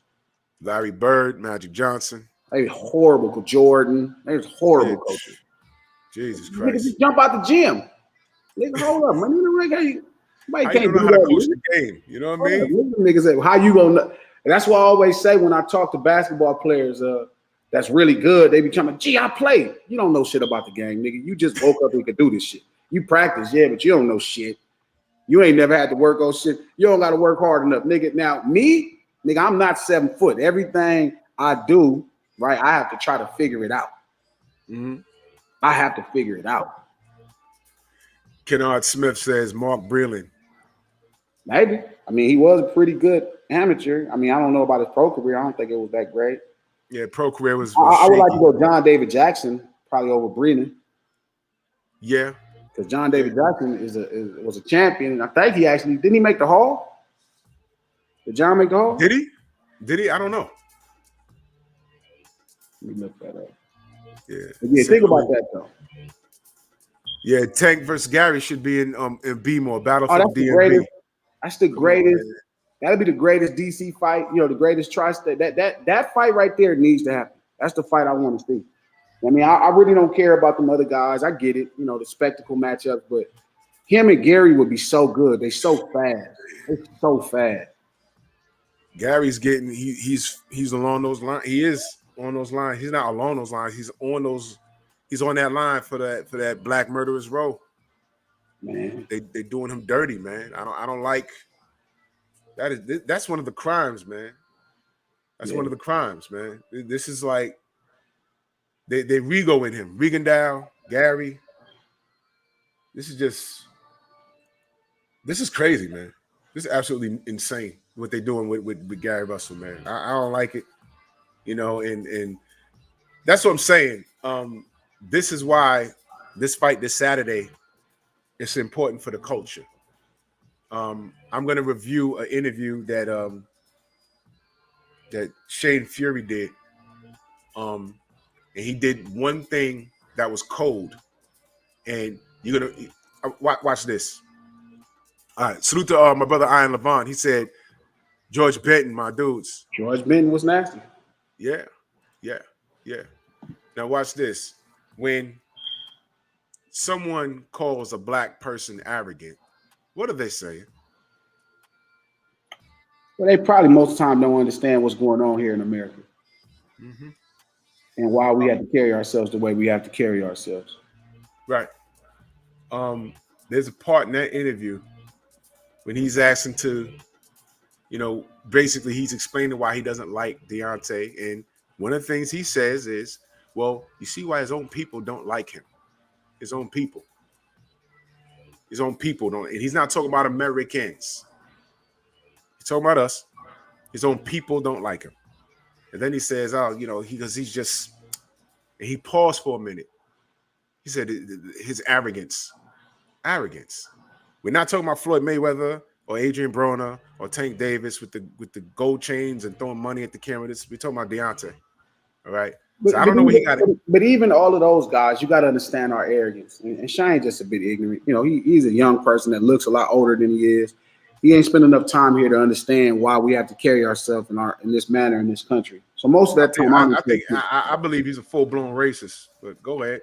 Well, I mean, you ain't got to tell me well. I don't want to talk about how I view every last person. That ain't us, bro. It's a whole nother story. But either way, it's fine. I think he's really young and ignorant. You know what I'm saying? So he doesn't know any better. He just doesn't know. He doesn't know. Even Floyd Mayweather, I've never thought Floyd Mayweather was arrogant. I think Floyd does a lot of things to hide to deal with his insecurities. So he puts a lot of things that he feel like people appreciate on Front Street because the simple things he doesn't have confidence in. I think that's why we all carry ourselves that way. I think that's why the majority of the people, anybody carries himself. I never look at them as arrogant. I've never called a black person in America arrogant a day in my life because I understand exactly why they carry themselves the way they carry themselves here. I look at certain basketball players, Giannis, Ben Simmons, and I understand why they don't feel the need to carry themselves the way we carry ourselves. I notice why we look at them and be like, man, they different. Like we could look at a Giannis and he's like, oh, Kevin Durant's the best player on the planet. We all froze up like, what? Because we, in our society, we talk because we know the whole country, the whole world is against us, right here that we can't give anybody an inch versus them. Well, they're like, well, I can say anybody's anything. And that don't mean they're not going to come out and compete. So I don't think AB is arrogant. I don't think Floyd is arrogant. I never got arrogance for Floyd. Even the times I met him, he's never been arrogant to me.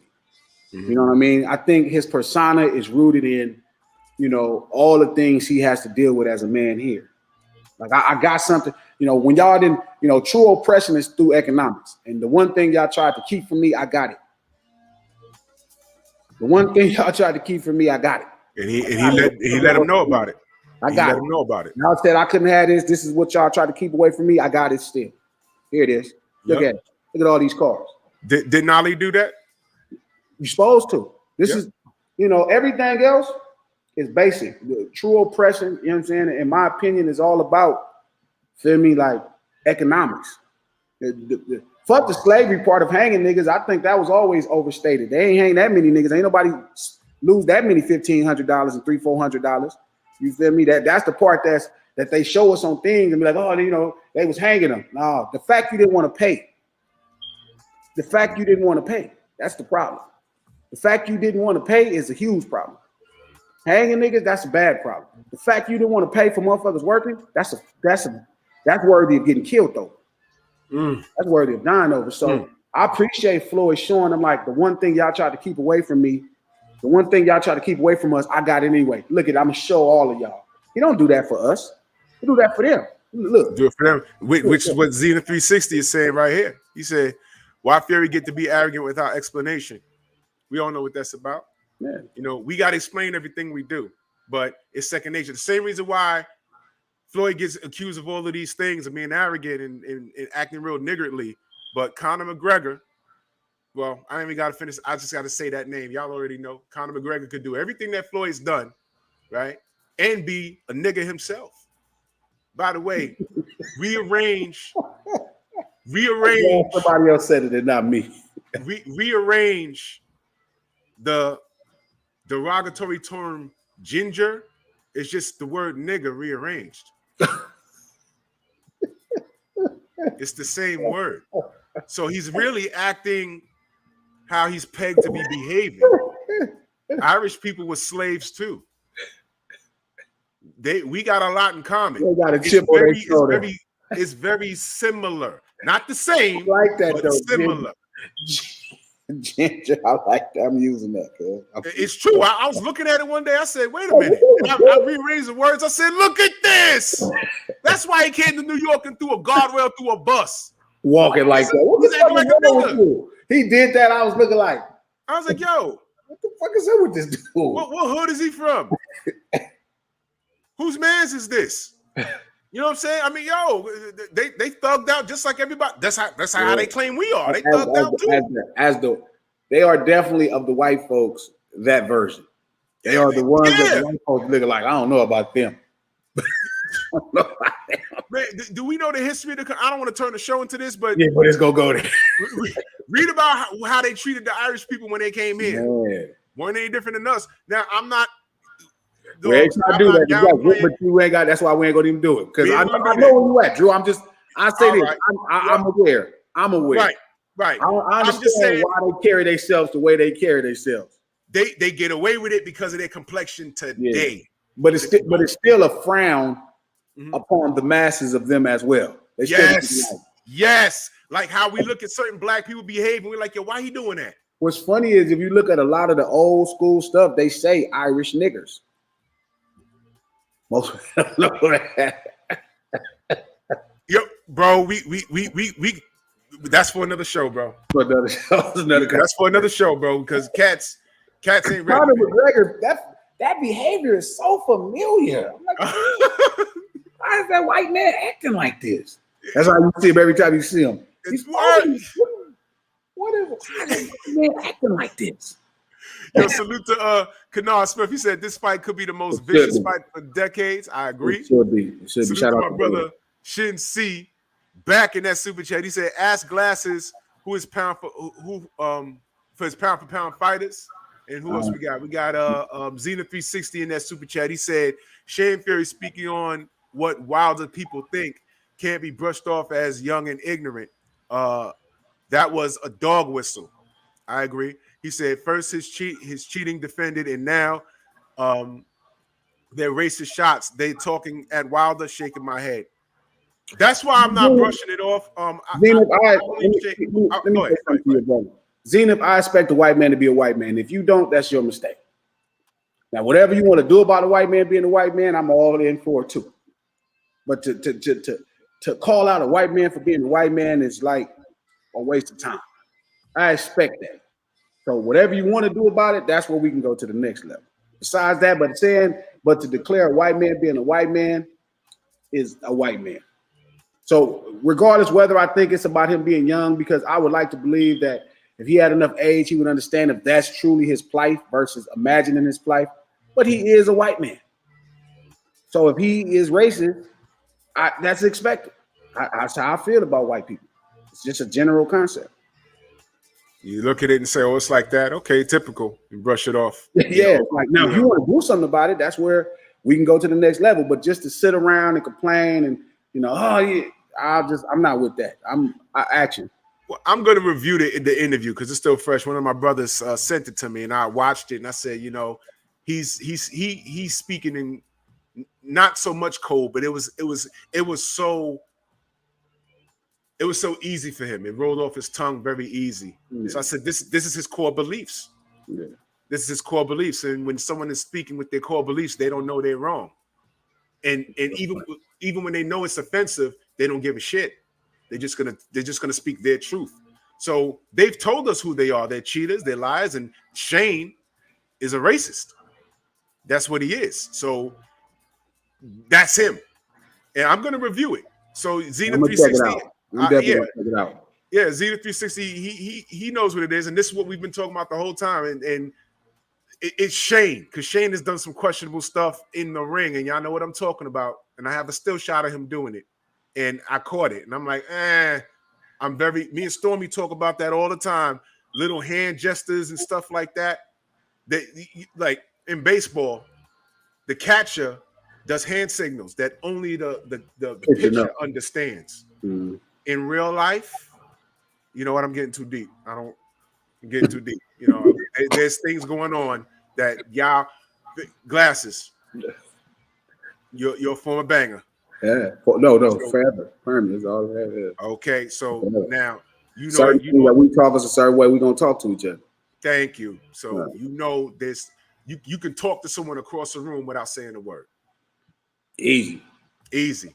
Even in the UK, TC, even in the UK. You say even in the UK, no blacks, no Irish, no dogs. Yeah, they treated them a certain way, man. Yeah. That's why why they act like that with each other. Yeah. Oh, Kurt Sugar in the building. How you feeling, brother? Oh, glad to see another year. 55 today. Happy birthday, Brody. Happy born day to the historian, man. Wilder has to use rhythmic perpetual motion to beat Fury. Got to move around that motherfucker like a Rolex. And he also said, the historian also said that he wouldn't be surprised if it goes 12 and he beats him on the cards just by outboxing him. As crazy as it sounds, that's how I would imagine it would go if it has to go that way. But he's right. I like he used the word perpetual motion because he's right. Like, this is something Wilder can do. It's very underrated at doing. People don't talk about it because they're so enamored with the concept of his power. Wilder can box. He's not this horrible boxer. He has great speed, great length, great reach. He's very limber, quick to the spots. He knows how to do it. If again, go back into that Spilka fight. Like he can box. He's not this one-dimensional, one-hand fighter. That's just not who he is. That's just who you've grown to love and talk about. Right. Grown to love and talk about. I've seen him do different things, and that's why I felt in the first and second fight it was always going to be tough because if he fell in love with that, but if somehow Malik has got him back into a certain space, it's a great fight. It's a great fight. Excellent, man. Back in that super chat, my brother Shin C, he said, "Nah, I don't trust decision in this fight." I'm not mad at that nigga. Yeah, there's so many ways this can go. But in my heart of hearts, I know how I want it to go, and I just have the feeling because I've seen the body of work leading up to it, which is why I believe it's not going to the cards, man. But I want to reiterate, man. Shout out to Kurt Sugar, man. Much love and appreciation to you, brother, man. Happy birthday, man. Happy birthday, bro. Yeah, man. If you got a Cash App, throw it in there. Yeah. So I can put some love in your pocket, brother. Yeah. Oh, Bumpy Thompson, he says the Duhopis fight. He had to show a lot of grit. Yeah, that's another underrated time when he had to do it. Yeah, man. That was huge. One thing, see, this is the thing. Being a Fury fan is tough because it's confusing, right? I'm a brother. I want D to win. It's obvious I'm a brother. Feel me? It's always that conflict. Every time D fights, I've been watching his fights for a long time.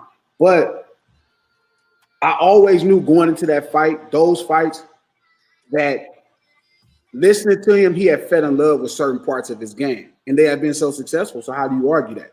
But every fight, like with Joshua, Joshua felt, to compare fighters, Joshua fell in love with the fact he was able to knock everybody out ever since he knocked Klitschko out.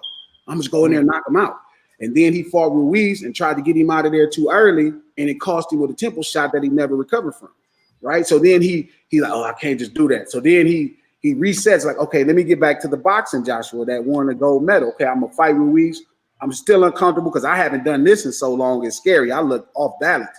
I'm going to do it now. So now in this fight, it's the same thing. Like now you have to learn how to mix it up.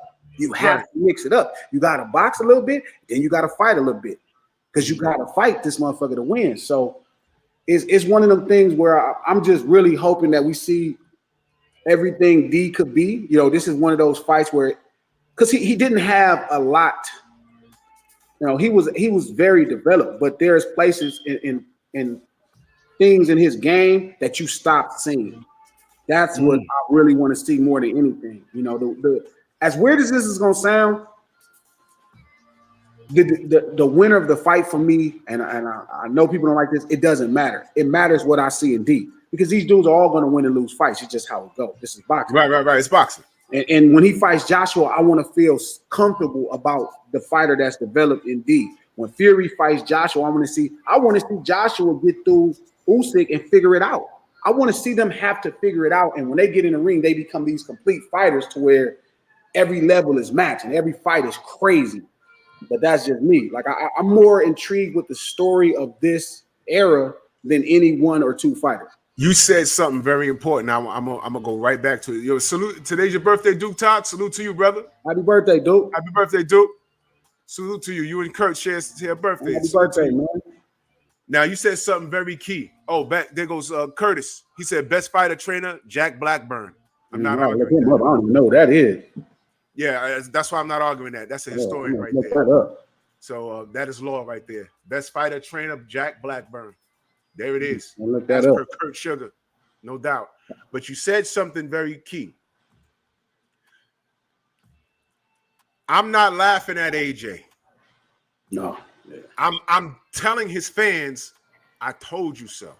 There's a difference. I want to see AJ figure it out. I want to see him figure it out. Why? I still want to see him fight D. And that is the fight. That is the most important fight for me. I've been saying this for years. That's the fight. Those two guys are the fight. That's all we wanted. And the business hijacked that from the fans. Sure. But honestly, it's going to happen. And it's going to happen when it's bigger and better. It's not going to happen when it captures our imaginations the most, but it's going to happen when it's going to be the best fight possible and the most valuable fight possible. That's the thing. Yeah. But he has to get past Usyk, and he has to do something different. Salute to Shinsi back in that super chat. He said some wins were underwhelming, though I like AJ Ruiz too. Yeah, right. Now let me get. He's still learning, man. He don't. I'd be surprised if AJ has 70 fights together. I know that sounds unbelievable, but I'd be surprised if he has. I'm willing to bet he has less than 100 fights, amateur, Olympian, pro. So I just feel like he needs to get in there and figure it out. That's the thing, man. You start. This is what happened to Broner. You start jumping too fast. I've been saying for years they're moving AJ too fast. If Emmanuel Stewart was alive, he never gets past Vladimir Klitschko. He actually gets stopped very brutally, right? So you got that advantage, right? I've always thought they were moving him too fast. He doesn't have enough experience. He doesn't have the knowledge. He doesn't have it. He's still an underexperienced fighter. This man, remember he fought Vlad, what was he, like 26? 27? Yeah, he wasn't, I don't think he was 30. Huh? I don't think he was even 30. No, he's just 30 now. Yeah. Oh, let me look at that. But this is the point I was saying is they're moving him too fast, man. My brother Batman, he says he don't have to box, or he don't have to box. I would have him hands up, walk Fury down, mix it up, body, then upstairs. First 4 rounds, we taking the gas out of Fury early, then start stalking for the knockout. Bad idea. Why so? You don't want to fight him like that. That's how he's coming in the ring to fight. The sensei says the best way to arrive at that place is for these guys to fight one another. It's the only way to improve. Losing brings out learning. Man, and it's so underrated in a great story. Like, and that's my problem too as a human being. I look at life as a story all the time, even boxing.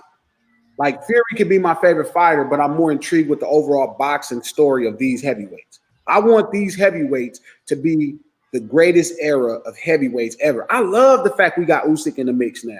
This is another quality name. I love the fact when we get quality names. I'm hoping Joe Joyce makes a name. I'm hoping the boy Tony Yoka from France makes a name. I love the fact when these guys start making a name for themselves. And then you have this great, division of fighters. The division has talent, man. The division has talent. FA's a talent. Frank Sanchez is talent. Yeah. This is a good era, and people are not really paying attention. It's a great era. It's actually a great era, and that's why I hate that it happened to Joshua. I hate it happens to Wilder. I hate when Fury today, it happens to him. Whatever happens, but this is what makes it great. Like, what does the Ali era look like if Frazier never beats him? If he just walks through all those guys and only loses when he gets, it's not compelling. It's not the same. It's not compelling. That's right. There's only one Floyd Mayweather. I don't care about that era.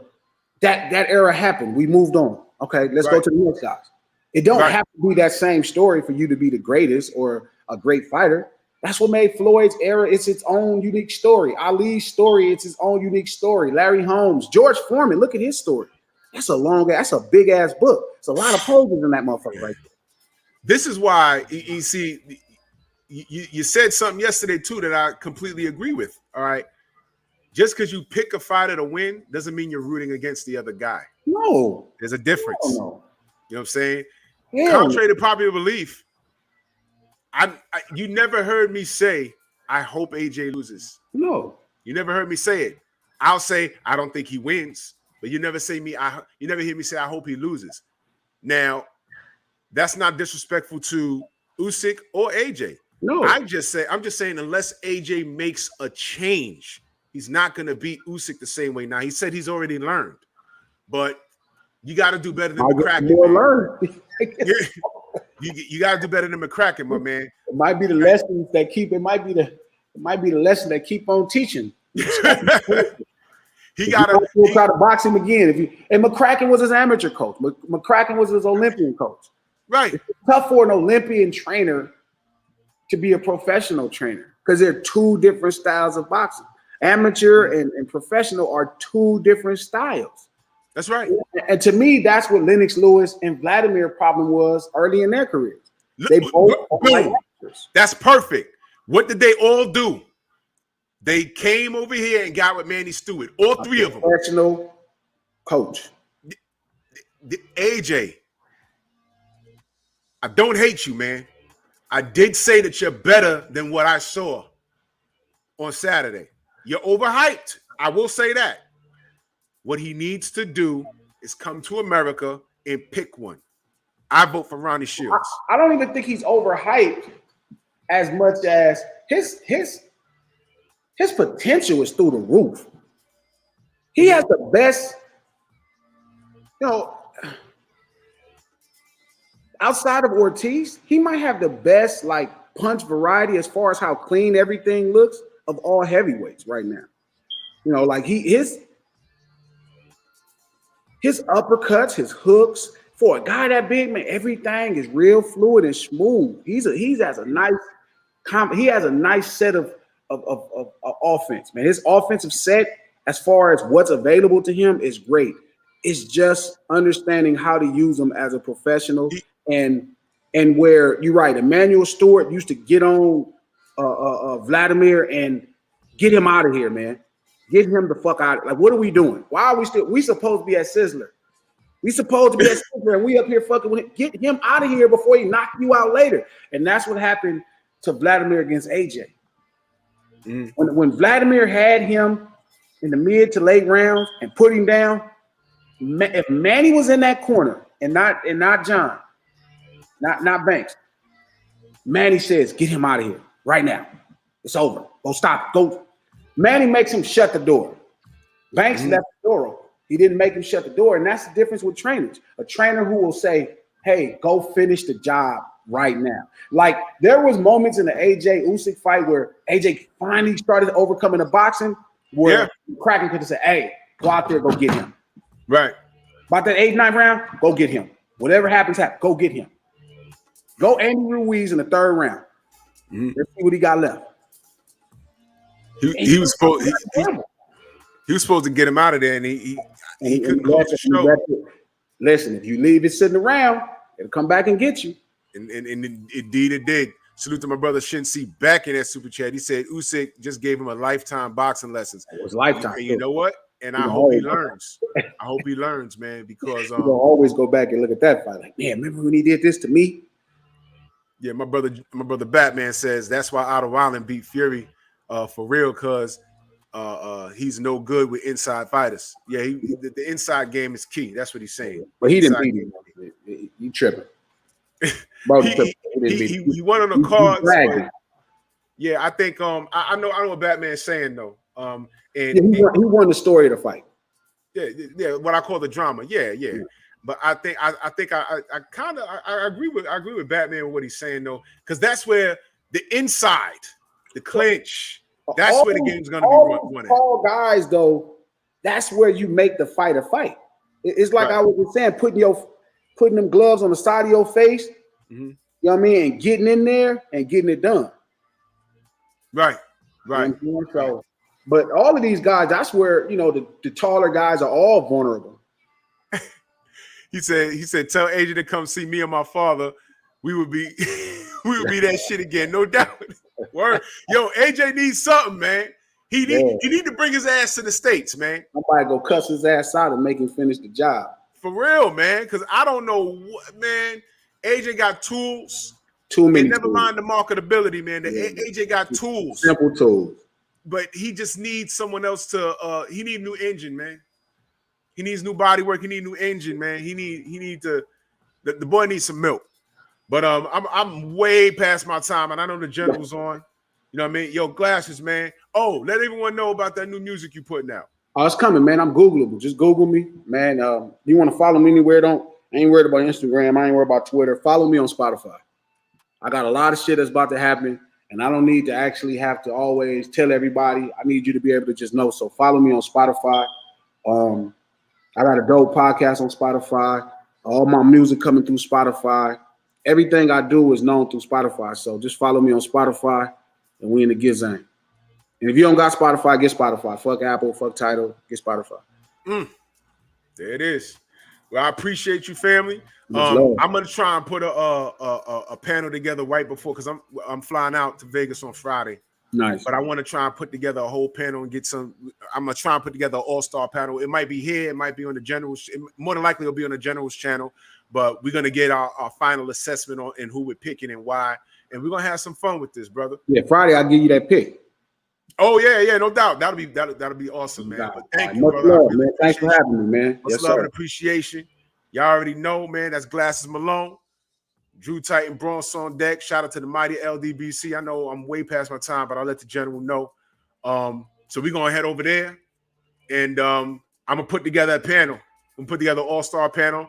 I'll open up the chat, and it'll more than likely be on a Thursday.